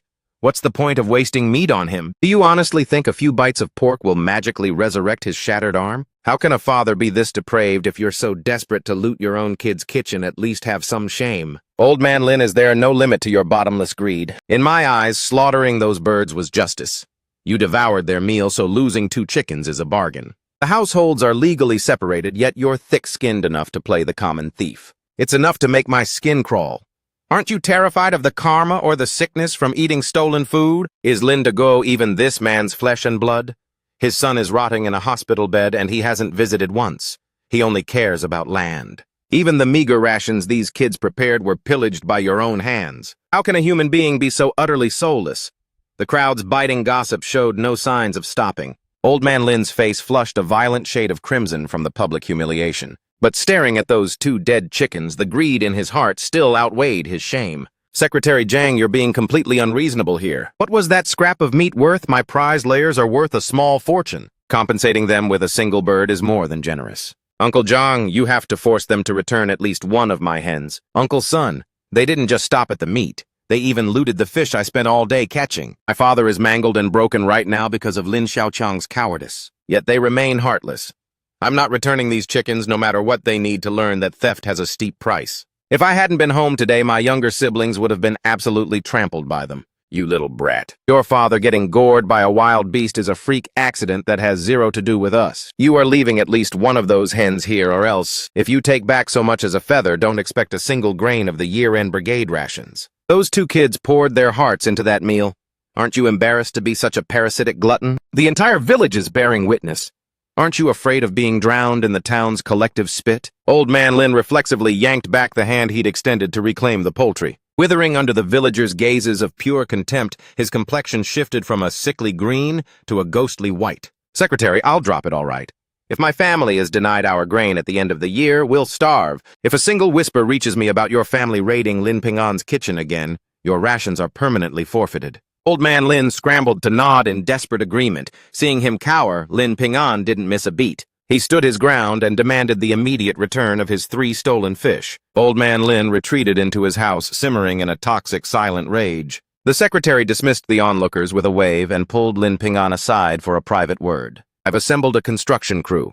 We're scheduled to demolish your old shack starting tomorrow morning. Don't you worry about a thing. I'm personally overseeing this to ensure you get a top-tier home. The secretary gave his chest a confident thumping. He was determined that while Lin Ping'an's household lacked an adult presence, even if the boy had matured, he was still navigating treacherous waters, and it was the secretary's duty to provide an anchor. Uncle Zhang, I can't thank you enough for going through all this trouble for us. This is a fresh haul my family caught from the river ourselves. Please take it home for dinner. My family is already in such a desperate state. If I plundered your family's catch now, what kind of lowlife would that make me? You keep this fish so your father and brother can actually recover. I simply cannot accept these gifts. If you hit any more roadblocks, just come find me. I truly appreciate the sentiment. With those parting words, the secretary turned and vanished. Lin Ping'an stared at Uncle Zhang's retreating figure, a wave of bittersweet emotion hitting his heart. Ping'an about these 2 chickens. Are we really preparing both of them at once? Dress them both and we're feasting on every single bite. If any of those vultures dare to crawl over and steal from us again, I'll slaughter the remaining 4 in the yard and devour them too. Lin Ping'an raised his voice so the old man inside would hear every word while old lady Lin sat paralyzed on the bed drooling incessantly. You miserable old hag leaking spit everywhere. Is there no stopper for that mouth of yours? Your clothes are drenched. Why don't you just kick the bucket already?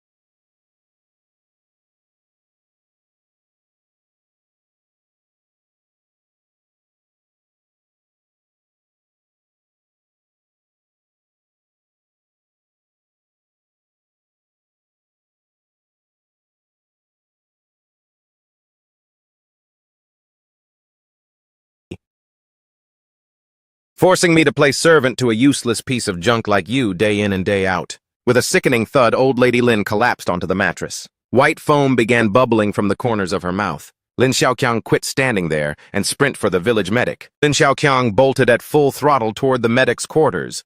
Meanwhile, Lin Erju stayed focused on plucking the chicken. Lin Ping'an had feared second sister might be too soft-hearted. But it's clear there's no cause for concern. She isn't wasting a drop of pity on them. Just keep prepping the poultry, sister. I'm heading back to the river to secure the rest of the haul. When you see Xiaohan, tell him to get over here immediately. Don't you worry, I'll guard this meal with my life. As the eldest sister, I refuse to be a doormat. Lin Ping'an gave a firm nod and pivoted back toward the riverbank. Lin Xiaohan was already at the water's edge, waiting in hushed silence. The moment his second brother appeared, a massive smile bloomed on his face. Second brother.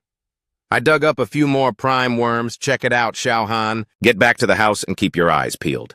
If grandfather or the others try any more shady business, run and find me instantly. Lin Xiaohan gave a vigorous nod and took off as fast as his small legs could carry him. Lin Ping'an dove back into the grueling work of catching fish. By the time he lugged his haul home, the feast was ready. He balanced 3 massive heavy lunch boxes in his grip. Xiaohan rushed over with a bowl of radiating chicken soup. Second brother down this quickly. Drink every drop. Lin Ping'an breathed in the heavenly aroma of the rich broth. He drained the large bowl in a single go, and his frostbitten body finally began to thaw. As they stepped out of the yard, Old Man Lin tracked the 3 of them with a venomous glare. Your grandmother is in a critical state, teetering on the edge, and you can't even find it in your hearts to spare her a single bowl of soup. Inhaling the fragrant steam, he had been fighting the urge to snatch the bowl away for hours. But the fear of them snitching to the authorities held him back. Spare me! This family is split. You didn't care if we starved to death, so we couldn't care less about her fate either. You little brat, you actually have the audacity to mouth off to me? See if I don't beat some respect into you right now? If you so much as lay a single finger on her, I'm heading straight to the village secretary to report you. After the chilling warning, Lin Ping'an pushed the cart escorting second sister and little brother into town. Then Xiaohan delivered the much-needed nourishment to his father and elder brother. Meanwhile, Lin Ping'an and second sister set up a makeshift stall at the hospital gates to hawk their fish. Fresh, wild Crucian carp. Straight from the river. Delicious, nutritious, and a steal at just 1 yuan per pound. Grab them now before they're all sold out. Hearing the energetic shouting, a crowd of locals clutching fresh buns began to gather around with curious eyes. Young man, are you absolutely certain these are wild-caught river fish? Guaranteed authentic, the real deal. We literally just hauled these from the river ourselves. It's freezing out there. Diving into that water must have been a brutal struggle. My legs are honestly still seized up with cramps even now. Then I'll take one. If this catch is truly all natural, I'll be your best customer.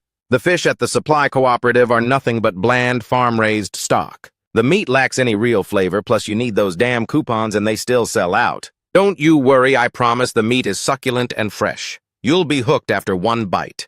This one is 3.1 pounds, that'll be 3 yuan flat. The man didn't flinch at the price for even a second. He handed the cash to Lin Ping'an and walked away beaming with his prize. Witnessing that the onlookers who were just hovering for fun began pointing at the baskets, shouting their orders. I'll take that grass carp right there. Drop it in the tank and it'll stay lively all the way home. Give me that Crucian carp, the big one. In no time, only 3 fish remained in the 4 cages. I'll sweep up these last 3. Since I'm clearing you out, how about a little discount? Deepest apologies, but these 3 are already spoken for. What a pity. Will you be setting up shop at the same time tomorrow? That's the plan. I'll be back tomorrow afternoon. Everyone make sure to drop by again, Lin Ping'an said with a modest grin. The crowd finally began to scatter. Lin Erju started counting the wad of cash in her hand, completely stunned by the total. 37 yuan. Ping'an, I'm definitely hitting the river with you tomorrow. Let's pull in a massive haul. We've clearly got plenty of hungry buyers. Lin Ping'an was riding high as he packed his gear and headed back into the hospital. I thought you two went to sell fish. Why are you back so soon? Mom, we're sold out. Can you believe it? Ping'an just gave one shout and people were practically tripping over each other to buy. By the time the dust settled, we didn't have a single fish left to offer. Only then did Trong Tui Lan finally let out a sigh of relief. Lin Ping'an delivered the final 3 fish to the patient who had reserved them in the ward. Once the business was settled, he made his way up to the 2nd floor. Zhao Wanwan had been pacing the hallway waiting for him for what felt like an eternity. Wanwan, I promise I will protect and provide for all of you from here on out. Just wait for me. I'll be here to pick everyone up tomorrow morning. The next day, discharge papers in hand, Lin Ping'an rushed to transport Wanwan and her mother home via ox cart. The very second their feet crossed the threshold, Ngo Kuei-Fuang stormed out with a look of pure, unadulterated fury. You little brat, you actually have the nerve to show your face back here. Lin Ping'an didn't want to waste his breath on her and guided Sun Yumai toward the house. Ngo Kuei-Fuang instantly stepped in, blocking their path like a wall. Wait, you plan on moving them in? This is the Lin estate, not a Zhao charity house. Not even a ring on her finger, and you're dragging a strange girl home.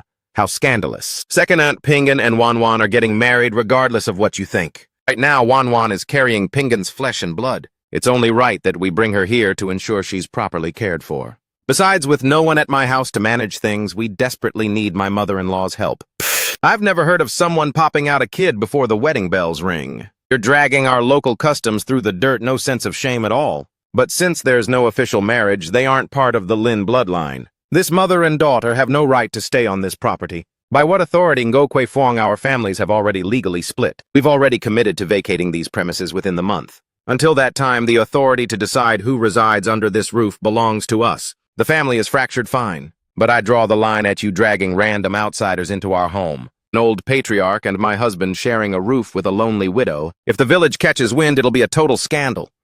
It's beyond indecent. Today, don't even hallucinate about them crossing this threshold. Go Kui Fuang shrieked her venomous voice, drawing a swarm of nosy neighbors. The Lin wife isn't exactly wrong. If they move in, the rumor mill is going to go into overdrive. For real cohabiting before the wedding, if the word gets out, their reputation is toast. Sun Yumai's eyes welled up stinging with hot, bitter tears. Who could endure having their character assassinated like that right to their face, especially as a widow? Bunking in a house full of men was a recipe for a social nightmare. Let's just walk away. In-law, we have no desire to be a burden on your family anymore. Second aunt, you literally hosted your own mother here for an entire month. Your mother happens to be a widow as well. Why didn't my grandfather's precious reputation bother you back then? That was a completely different scenario. My mother was grappling with a serious illness. She was utterly helpless, so as her daughter, how could I just turn a blind eye? Lin Yong, are you playing dead? Get your lazy hide out here this instant. Are you a literal corpse? Can't you hear the chaos? Blockade this door for me. I won't let a single soul from the Zhao family set foot inside, seeing Sun Yumai turning to flee. Lin Pingan lunged for a heavy hoe resting nearby. I will flatten anyone who dares to stand in our way. These people are my future wife and my mother-in-law. The Zhao house is a den of predators. If they return, they won't last a week. If you two try to sabotage us, don't expect me to show a shred of mercy. Lin Pingan hoisted the hoe high, his eyes radiating a lethal intensity. Lin Yong turned pale and scrambled out of the house in a cold sweat. He knew his nephew was unhinged enough to strike, so he rushed to play peacemaker. Pingan, your uncle isn't trying to be the villain here. Look, how about this? It's not like it's an absolute no. But you should really offer your grandfather some rent for the trouble. If the old man is compensated, he'll allow it. Your aunt and I won't utter another word. You have to pay your way in this world, right? 1 yuan a day, that's a bargain. I think you've lost your mind to greed. Suddenly, the crowd parted as the matriarch Old Lady Truong and Aunt Lei Fuang marched in. Seeing her reinforcements, Trong Tui Lan rushed to their side. Mom, what are you doing here? Were you worried I'd hit rock bottom without any cash? Your brother went to the mines just to get an advance on his pay. I sprinted here to get it to you. Trong Tui Lan's voice broke her throat, tightening with emotion. If it weren't for her family's constant loyalty, her life would have been a living hell. Lin Pingan looked at his grandmother and aunt, consumed by a wave of guilt. He'd been so focused on the hustle that he'd let his grandmother trek all this way just to bail them out. Dry those tears. Now what seems to be the problem is the second brother's clan trying to walk all over you again. I'm here now, so let them try. Ngo Kui Fuang hadn't counted on the old lady from the south showing up. But despite the audience, her eyes were still fixed firmly on the money. Stealing her nerves, Ngo Kui Fuang stepped forward to plead her case. Auntie, please understand our family has a standard to maintain. We have elders to consider. If this mother and daughter move in, the optics are just terrible. I figured since we're technically all related, they should pay a small lodging fee to keep the old man happy and shut the neighbors' mouths before they start judging us. You actually have the audacity to demand a fee. When the sons were present, it was etched in black and white that they'd stay for a full month. If you're backtracking now, then let's annul the family split.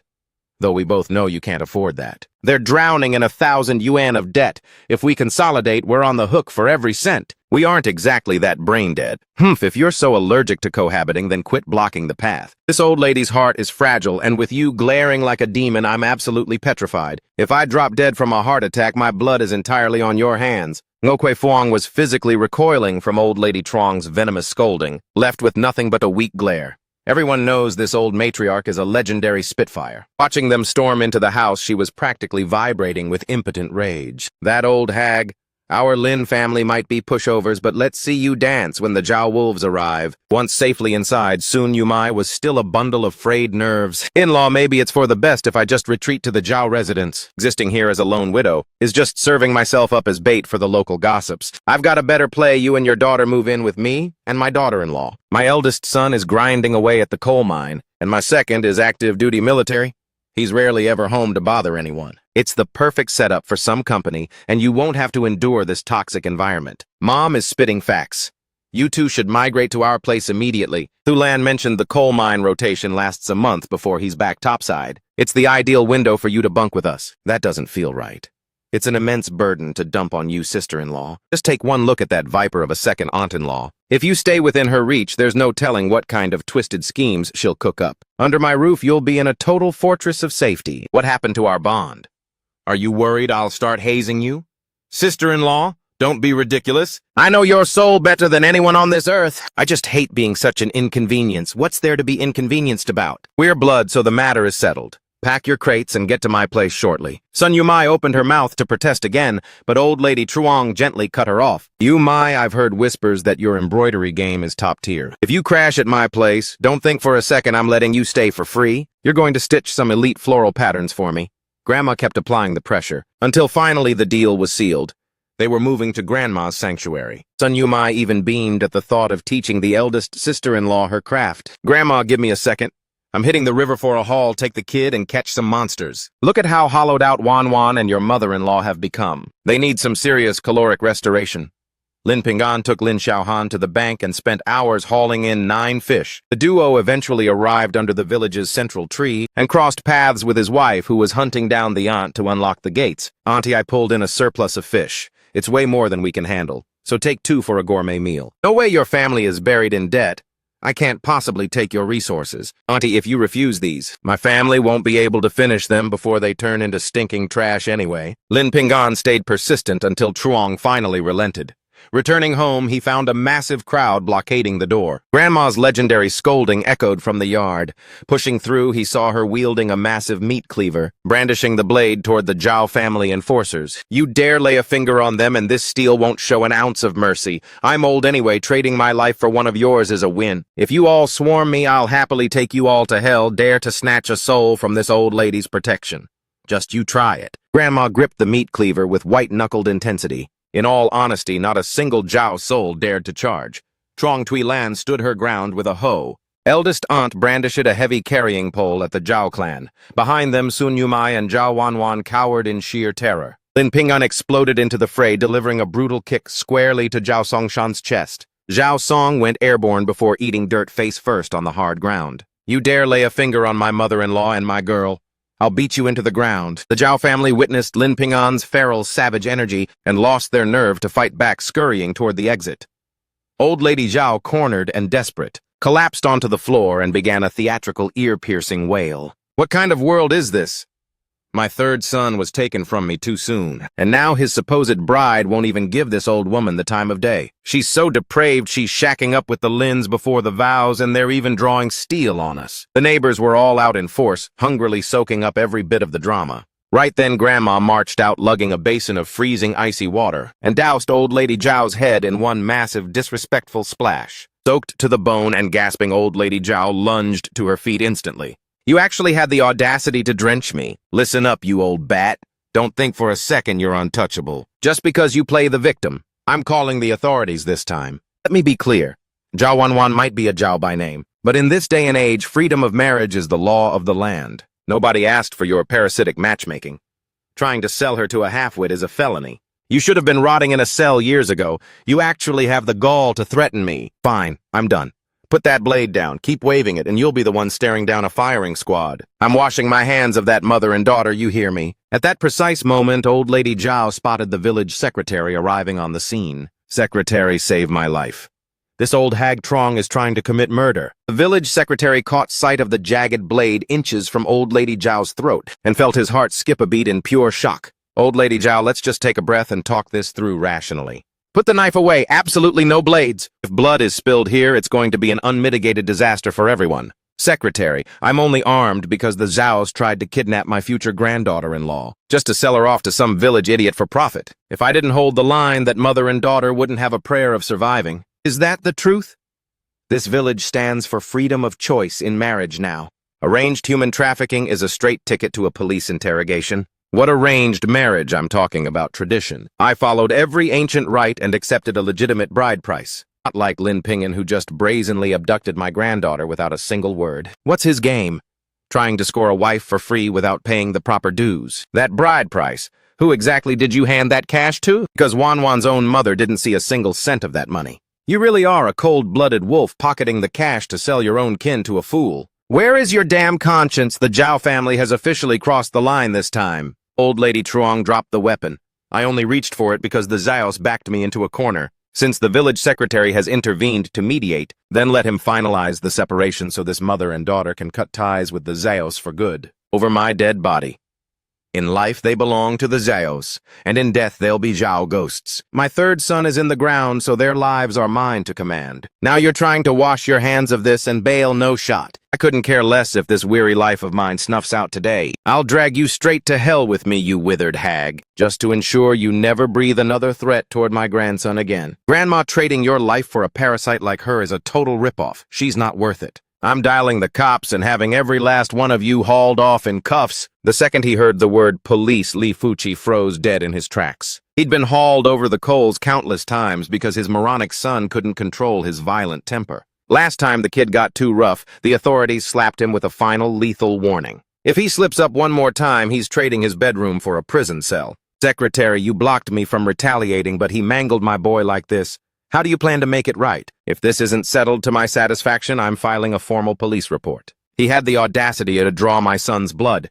He deserves to be rotting behind bars. Fuchi, use your head. The blame rests entirely on the Zhaos for pocketing your bride price, even though Zhao Wanwan and her mother had already pledged to join the Lin household. Old Lady Zhao, our family dropped 200 yuan and half a carcass as a dowry. You took the tribute and now you're trying to ghost us on the wedding. The cash is spent and the meat is long gone. There's no refunding any of it now. Fuchi, let's keep this business strictly between us, shall we? Fuchi face facts. The life growing in Wanwan's womb belongs to Lin Ping'an. She's bound to marry him regardless. Let's talk terms later. Wait, why is this viper suddenly playing nice? Just then, the idiot who'd blacked out groaned back to consciousness. Hearing that Wanwan was intended for another man, he collapsed and began a pathetic, loud wailing. He started throwing a full-blown childish tantrum right in the dirt. Old Lady Truong realized Lin Ping'an's logic was ironclad, and finally loosened her death grip on the terrified Old Lady Zhao. You actually dare to defy my mother's command? Drag Wanwan back to our house this instant, unless you're looking to catch these hands. What's your game? Trying to assault someone right in front of me. It's already been carved in stone that Wanwan marries Lin Ping'an. The whole village is witness, defy me, and I'll show you no mercy. We cannot allow them to be dragged back into that Zhao wolf den. Before Old Lady Zhao could utter a word, Lin Ping'an decisively seized Zhao Wanwan's hand. The village secretary was just about to deliver his final decree when a massive shadow violently slammed into his side. He nearly ate dirt. By the time he managed to steady his feet, he saw a bloated, bald moron death-gripping Wanwan's waist, hissing a feverish mantra under his breath. Wife, my gorgeous little wife, let's head home and wreck the bridal suite. A split second later, a gut-wrenching scream erupted, as the idiot was sent crashing to the ground by a lightning-fast punch. The moron touched his nose, saw the crimson smear, and checked out fainting on the spot. Mom, what's the deal with this guy? I barely tapped him. Why is he folded like a lawn chair? At that moment, a middle-aged couple stormed into the yard. The idiot's mother saw her son unconscious and lunged toward his body. Don't you do anything stupid, lower that blade right now. Just then a pungent foul stench began to waft from beneath Old Lady Zhao. Old Lady Zhao had been so paralyzed with terror that she'd actually soiled herself. Coming back to her senses, she was drowning in a mix of humiliation and feral rage. Second son. Get the cops on the line. He tried to carve me up with a meat cleaver. This brat belongs in a prison cell, Mom. This is all my fault. I'll go back with you, Mom. Please, this has nothing to do with the Lins. I beg you don't involve the police, okay? A bit late for a reality check, don't you think? Second son, call the cops. Waving a blade at me. I'm not some helpless old lady you can push around. Be my guest, head to the station. But when the cuffs come out, they won't be for me. You Zhaos are running a human trafficking ring under the guise of tradition, selling your own kin for profit. I'm just a concerned citizen stepping in to stop a felony. Yumai, get up. Do not kneel to these people. We have the moral high ground. Let's see who the law actually drags away. Lin Ping'an stepped forward to haul son Yumai up.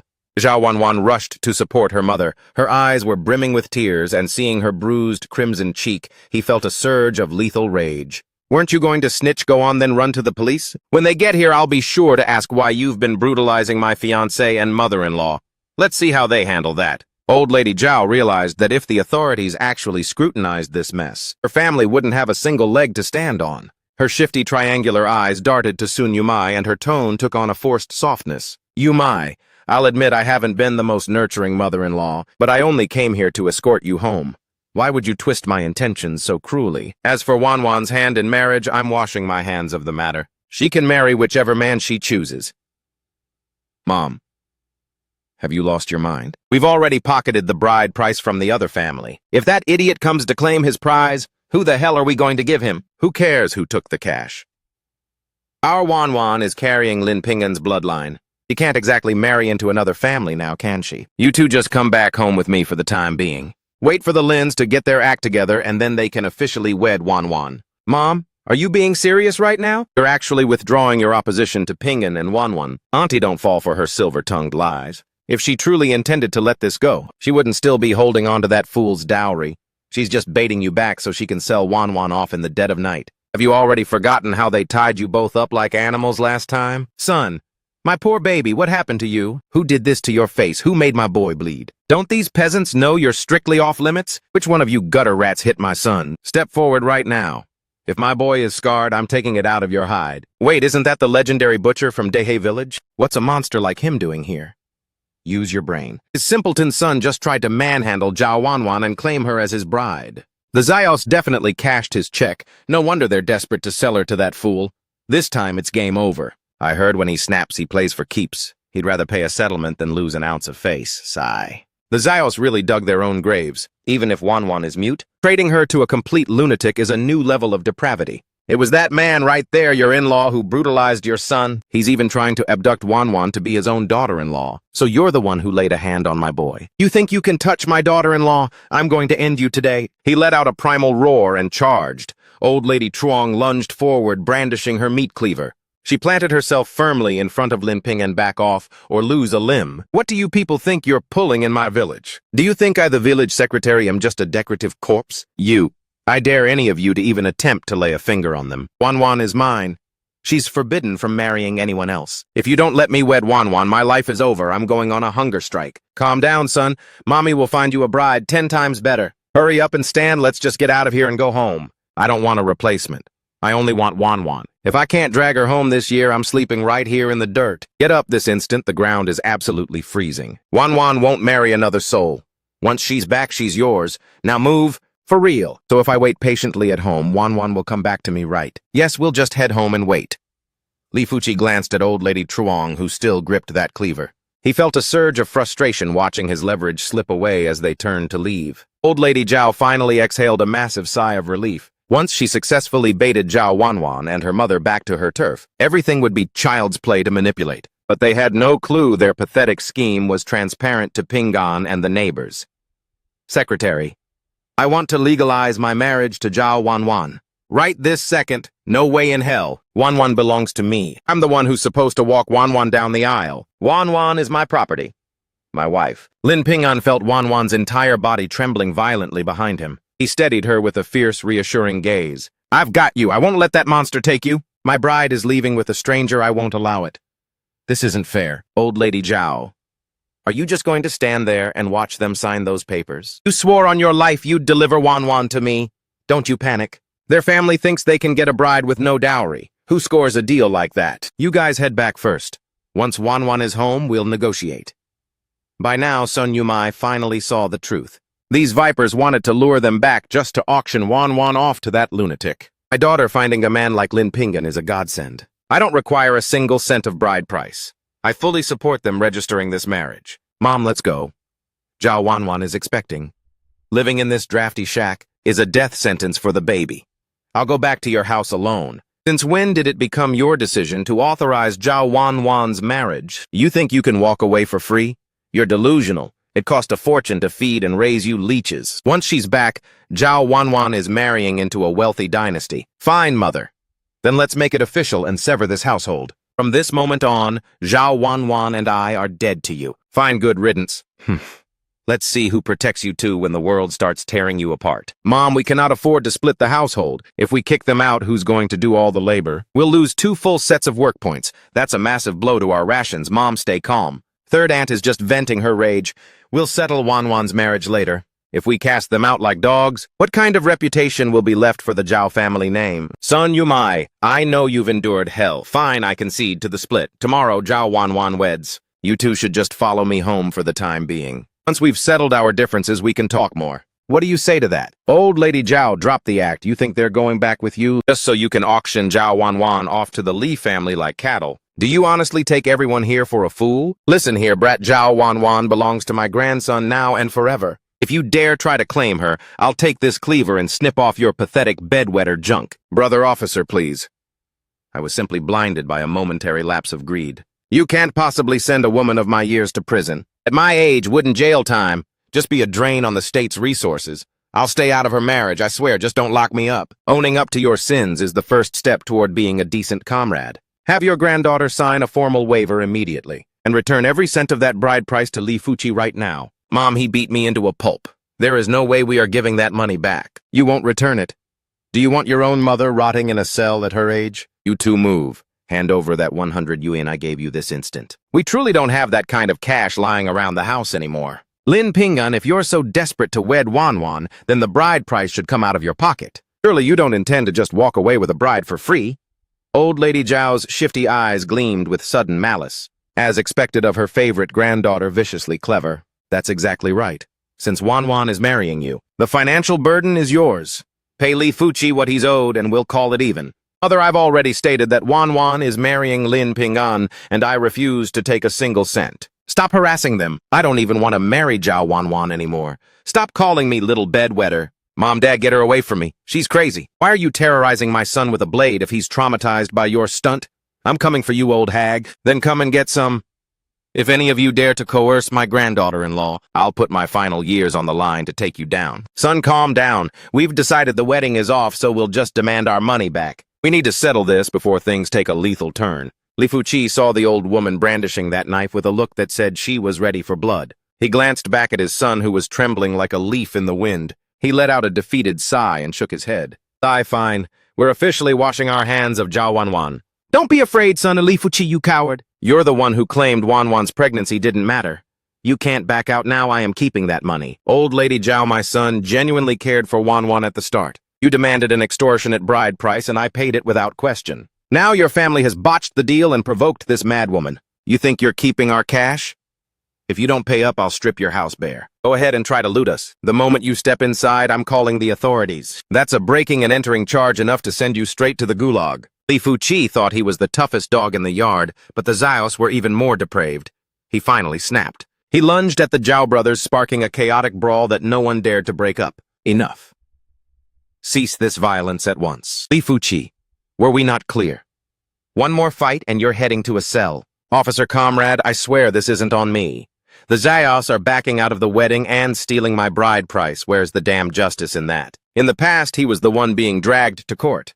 Why is the script flipped today? Is the testimony he's providing actually the cold, hard truth? The eldest and second Zhao brothers hung their heads in shame, completely stripped of words. Officer, I serve as the party secretary for this village. I can personally vouch that Li Fuchi's account is the absolute truth. The secretary then detailed the entire chaotic sequence of events. The officer's stern gaze shifted toward old Lady Zhao. Listen here, old woman. Your granddaughter possesses the legal right to marry whoever she chooses. Extorting money to force a girl into marriage is human trafficking. You're looking at serious prison time. Marriage requires a proper dowry. This money should have been provided by him. If he doesn't cough up the funds, Wanwan isn't permitted to set foot in the Zhao household. Wanwan clutched her mother's hand, her eyes swimming with bitter tears. Sun Yumai locked eyes with her daughter, her resolve suddenly hardening into steel. From this moment on, my daughter and I are cutting all ties with the Zhao family. We refuse to take even a single scrap belonging to you people.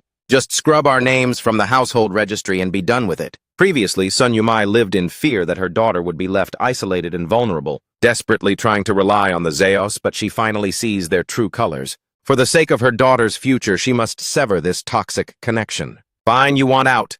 Then get out. Let's see who protects you ungrateful wretches when the world chews you up. Hearing those venomous words, Sun Yumai finally felt a sense of liberation. She squeezed her daughter's hand. Knowing the Zhaos were snakes, she feared they'd backtrack and stir up more trouble later. Lin Pingan summoned the village head immediately to draft the official separation papers. Right there in front of the entire gathering, each party pressed their thumbprint onto the documents to seal the deal. Finally, the Zhao clan was forced to begrudgingly refund the bride price back to the family of that simpleton. As the spectators began to drift away, old Lady Zhao's shifty triangular eyes shot a murderous side-eye at Sun Yumai and Lin Pingan before she stormed off. Ngo Kui Fuang, seeing the drama end, turned to retreat back inside her house. Old Lady Truong tracked her with a predatory glance, snatched a bucket of water from the well and doused her in one massive freezing splash. You foul-mouthed brat. How did the Lin family get saddled with a piece of trash like you, actively inviting outsiders here just to transform our family into a public laughingstock? Have you forgotten that you carry the Lin name Tu Ngokwe Fuang stood there drenched to the bone, fuming until her hair practically stood on end. You miserable old crone. By what authority do you think you can address me like that? You actually dared to splash me. I am not some weakling you can push around. Take one more step toward me and I'll personally slice that loud mouth open. If I ever catch you snitching on my grandson's family again, I will take this blade and split your skull wide open. Ngokwe Fuang was paralyzed with sheer terror, staring vacantly out of the cold, gleaming steel inches from her face. Finally, she broke and ran back into her house, howling in tears. Old Man Lin and Lin Yong stood uselessly in the yard, too cowardly to intervene. Let's head back. Mrs. Truong affectionately guided Sun Yumai along, carefully maintaining her grip on the meat cleaver in her other hand. In-law, would you mind perhaps leaving the cutlery behind? We still need that specific knife to prep the vegetables for lunch. In-law, you went behind my second uncle's back just to spit venom. You didn't bat an eye when I seized this blade, but now you're acting stingy. This cleaver is the tax you pay for terrorizing my daughter and grandson. The next time you decide to run your mouth behind our backs, this steel might just find a permanent home in someone's skull. Back at Grandma's, Lin Pingan began gutting his haul, prepping a feast. Lin Xiaohan was right there acting as his diligent shadow. Tui Lan, you're truly blessed, having two sons practically racing to finish the chores. As she spoke, a flash of sorrow crossed the eldest aunt's face. Grandma caught that pained expression and let out a heavy, knowing sigh. Lin Pingan watched them, the past rushing back. His uncle and aunt were never able to conceive. They'd endured endless hospital visits, but the doctors found nothing physically wrong. It wasn't until medicine advanced years later that the truth came out. The coal mine's toxins had rendered Uncle sterile. In his past life, Uncle had planned to resign after finishing one final month. But during that very month, a tunnel collapse buried him alive, leaving him to die without an heir. If I keep Uncle away from that death trap in this life, he'll definitely have children of his own. Auntie, a classmate of mine, has a mother who is a top-tier OB-GYN. She mentioned that prolonged exposure to coal dust can decimate a man's fertility. Do you think the mine is the reason why Uncle? Exactly. Our Zhang lineage has no history of infertility or bad karma, so why the empty cradle? Pingan, you're onto something. Starting next month, I'm forbidding your uncle from stepping foot in that mine. Mom, second brother mentioned he's aiming to wed right after the new year. We're still nowhere near the target for the bride price. How are we going to manage? Sigh. Then I suppose Thu Lam has to grind it out for a few more months. Hearing that his second uncle intended to marry after the holidays, Lin Pingan felt a throbbing migraine coming on.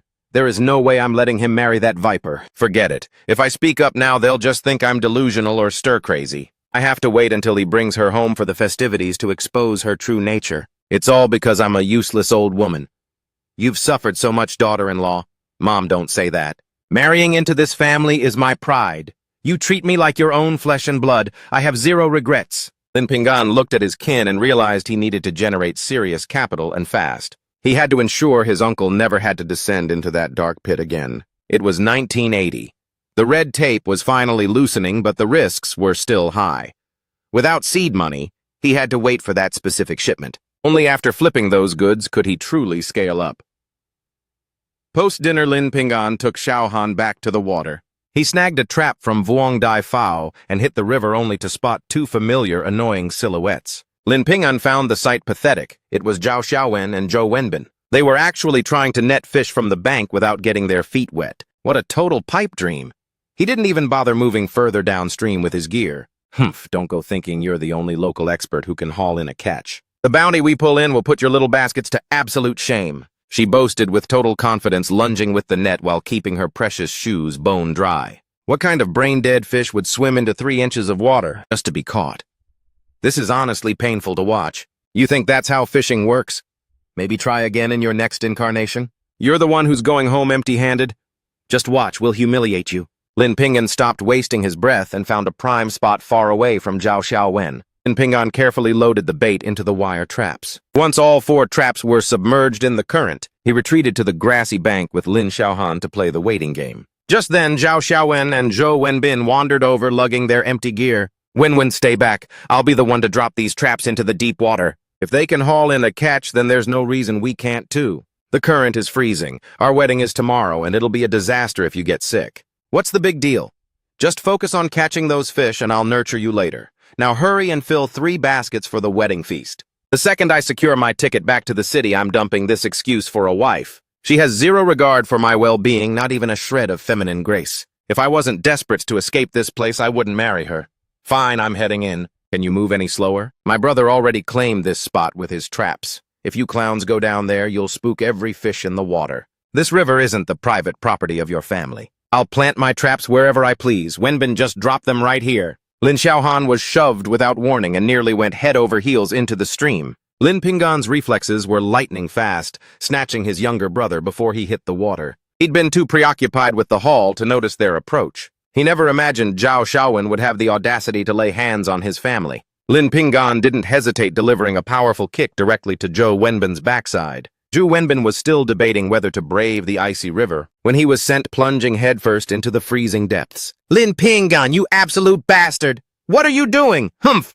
Zhao Xiaowen, if I didn't respect your condition, that kick would have been yours. Zhou Wenbin began flailing and struggling in the water like a drowning rat. Zhao Xiaowen took a frantic step toward the riverbank to help, but immediately recoiled. The biting cold of the water was more than she could stomach. Why the hell did you kick him?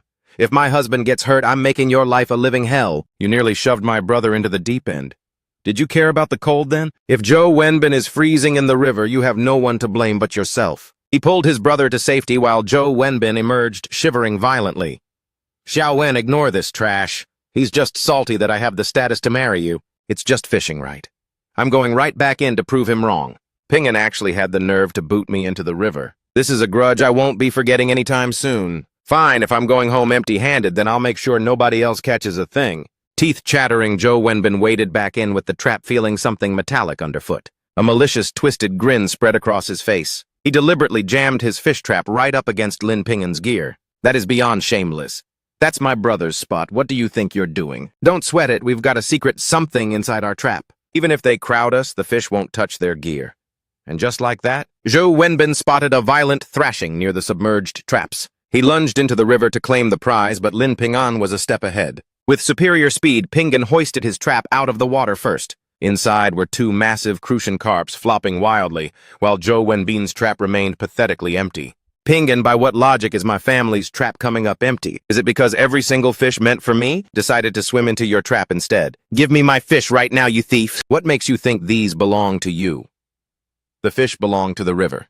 Can you prove their identity? You're incompetent at fishing, so now you're playing the victim. You picked the wrong target. Wenbin, since you're already soaked to the bone, get back in there and stir up the silt. If we aren't eating fish tonight, then he shouldn't even dream of a single bite. Zhou Wenbin was ready to quit, his entire body turning a ghastly shade of blue. He was done, but Zhao Xiaowen wasn't about to let him off the hook. If you quit now, don't even bother showing up to the wedding, and you can kiss your dreams of returning to the city goodbye. If it weren't for my ticket back to the city, I'd never touch Zhao Xiaowen with a 10-foot pole. I must have been blind to think she was gentle. Damn, she's a total shrew. Fine, I'm going back in just for you. I'm willing to endure any hell. He forced a pathetic smile and waded back into the icy river, trudging back and forth, swallowing muddy sludge and whimpering like a dog in the freezing current. What's the play? We can't land a single fish. Why the waterworks? This isn't our only card to play. Run home and fetch the grenade. I'm moving right now. Just let Zhou Wenbin keep thrashing down there. Since he's your man and you're not worried, I've got nothing to add. My Wenbin is a warrior, not some fragile weakling like you. Sure, I'm weak, and nobody on Earth is as alpha as your guy. Since you're so powerhouse and talented, stay in that river and soak it all in. I'm absolutely allergic to the cold, so I'm gonna toast by the fire. Zhao Xiaowen, standing on the bank, saw Lin Pinggan warming himself and snatched a branch to violently beat out the flames. Zhao Xiaowen, don't mistake your pregnancy for a shield. I'm not above putting you in your place. You forced Zhou Wenbin into the deep. Why aren't you joining him? I thought you two were soulmates or something. Now it's clear you're just using that city transfer to blackmail him. Once he's back in the city, you'll have zero leverage left. Xiaowen, don't fall for his toxic manipulation. Once I'm established in the city, I'll send for you. You have to trust me. Oh, please, if a man's promise actually held any weight. Pigs would be soaring through the clouds. The only safe move is to register the marriage and lock down a scumbag before he ghosts you and ruins someone else's life. Zhao Xiaowen nodded, sending Zhou Wenbin into a panic at Lin Pinggan. What does our private business have to do with a loser like you? Even if we haven't signed the papers yet, I'll come back for her. She's literally carrying my bloodline. For real. I'm just worried your parents will force you into an arranged marriage with someone else, and you'll be too much of a coward to say no. Leaving Zhao Xiaowen rot in the countryside raising a kid solo. If Lin Pinggan is right, maybe we should register immediately. Zhu Wenbin was paralyzed with fear. If someone snitched about his marriage registration, his city transfer would be dead on arrival. Xiaowen, don't spiral. Once I'm back, I'll convince my parents to let us wed. Wenbin, I want to believe you, but what if they hate me? There's no safety net for me and the baby. Let's register the day you depart. Xiaowen, if word leaks out, my transfer will be a nightmare. How can I provide for you if I'm stuck here? Trust me, I swear I will come back for you. Is there honestly no other way out of this? Why wouldn't there be? On the day he heads for the city, just pack your bags and go with him. If he refuses to take you, it's proof he never had any intention of making you his wife. That's it? That's a genius idea. It won't mess with your transfer and I can go with you. It's settled. Just wait for it. There's definitely a massive surprise coming. Zhou Wenbin clenched his fists, his heart turning colder than the river. He never wanted her in the city, let alone as his baggage, but if he didn't play along, he'd never escape this hellhole. Fine, you'll accompany me on the day I head back. I'm just worried the journey will be brutal on you. Right at that moment, Lin Xiaohan came sprinting over, lugging a heavy burlap sack. Lin Ping'an reached into the bag and produced a tightly sealed iron box. Zhu Wenbin, are you getting out of the water or what? I'm about to blow some fish sky high, haha. If that toy in your hand can actually blast fish, I'll eat my damn hat. Quit trying to intimidate me, I'm not moving an inch. Fine then, whatever happens next is on your head. He snatched a match, ignited the fuse, and hurled the box with all his strength. A thunderous boom rocked the air as the water's surface erupted. A massive wall of water surged into the sky, and one by one stunned fish began to bob up to the surface. Good grief, does this scrap metal container pack that much firepower? If I were a few inches closer, that blast would have sent me flying. I warned you to stay back. Now look at you, absolutely drenched, though honestly you had it coming. Zhu Wenbin snapped out of his trance and scrambled ashore, looking ready to throw hands. Xiao Xiaowen's eyes locked onto the stunned fish floating across the river, and she let out a shriek of pure delight. Wenbin, look, the water is teeming with fish. So many of them, hurry up and bag the haul. Zhu Wenbin, I dare you to touch a single one, and believe me, I'll provide you with a one-way ticket to the afterlife. Wenbin, ignore him, he's just bluffing. He wouldn't dare pull the trigger. Go grab them. If he actually throws it, he'll be rotting in a cell by tomorrow morning. Then why don't you wade it into the river and try your luck? Let's see if I have the guts to toss it. Either way, trading my solitary life for two of yours sounds like a hell of a bargain. With that, he whipped out a match and struck it. The flame flared with a violent hiss. Go on, start picking them up. If you've got a death wish, be my guest. Zhu Wenbin was paralyzed with sheer terror in the shallows. Witnessing him actually ignite the fuse, he scrambled out of the water as fast as his trembling legs could carry him. Keep them. I'm not dying for some fish, you spineless coward. You think he'd actually blow us to kingdom come? He was clearly playing us. Why didn't you go fetch them then? If he had actually blown me to smithereens, you'd be left here as a miserable widow. At that precise second, another thunderous boom reverberated through the valley. The pair whirled around to see a massive plume of water erupting exactly where Zhou Wenbin had just been standing. You see that if I hadn't moved, I'd be fish bait right now. Lin Ping'an, you think you're such a big shot? Just you wait. Suits me fine, I'm ready for whatever smoke you want to bring. Zhao Xiaowen stomped her feet in a fit of rage, watching Zhou Wenbin flee before scurrying after him. Brother, you nearly gave me a heart attack just now. I genuinely thought you were going to vaporize them. Sigh, it's a good thing they've got quick feet. Your big brother hasn't lost his mind just yet. Trading my precious life for trash like them, not a chance. After that, he dove into the river and harvested the bounty, filling 4 massive baskets thanks to the shockwave. Some fish were completely out cold, while others were just playing dead. He made the call to head straight for the black market. Half an hour later, the duo arrived at their destination. After offloading the haul, Lin Ping'an tightly fisted the 53 yuan in his hand, feeling an overwhelming surge of triumph. Let's move. I'm taking you to get a fresh backpack, pencils, and some notebooks. For real, I actually get to go to school now. Brother, you're the absolute GOAT! Seeing his younger brother's radiant face, Lin Ping'an couldn't help but beam with pride. With money flowing in, his brother can finally start his education and unlock a world of possibilities. At the commune store, Lin Ping'an told Xiaohan to pick out a bag. Brother, this backpack costs a fortune. Maybe we should just pass on it. The money is right here, just grab it. Seeing the boy lower his head in hesitation, Lin Ping'an signaled the clerk to hand over the army green rucksack. Xiaohan had been eyeing it, clearly obsessed. Once the deal was done, Lin Ping'an handed the bag to Xiaohan, who gripped it like a lifeline. Witnessing his brother's bliss, felt a wave of pure joy, then stocked up on pencils and stationery. He added some meat mung bean cakes, peach pastries, and canned delicacies to their haul. Back at the house, Grandma was enjoying her meal on the heated bed. Trung Tui Lan was nowhere to be seen.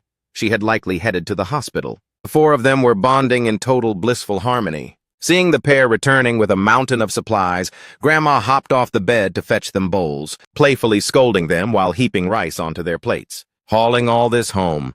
You really think Grandma would mistreat your bride and her mother? Return these to the store tomorrow. Listen to me. Grandma has plenty, no need to waste your cash. Pingan just smirked and set the bags on the cabinet, as Grandma approached with a bowl piled high with steaming rice. Grandma, I'm finally in the green. I cleared over 50 UN on fish today alone. Since the wallet is full, everyone gets a piece of the pie. Pingan, stop pulling my leg. 50 ween in a single day. Your second uncle grinds in the mines and barely clears 80 a month. 2 days of your workout class is his entire monthly salary. And keep in mind, Big Brother only put in a half day's work today. If he'd gone a full shift, he would have broken 100 yuan easy. Ping, and maybe your eldest uncle should join your crew instead, ha ha ha. I'm down, but let's be real, this fishing gold mine won't last forever. Especially with the blast fishing, the authorities will ban that any day now. But at the very least, eldest uncle can finally quit that death trap of a coal mine. That's the ultimate goal. For now, we just have to maximize the haul and squeeze every cent out of the market while we can. Eat up, he urged, his gaze drifting toward Zhao Wanwan. Zhao Wanwan clutched her bowl, which was overflowing with eggs gifted by Grandma and second aunt. Sensing Pingan's eyes on her, her face flushed a deep crimson once again. Pingan, maybe it's best if we retreat to the Zhao house for a while. My bruises are fading. Staying here is becoming too much of a burden on Grandma and Auntie. Go back for what?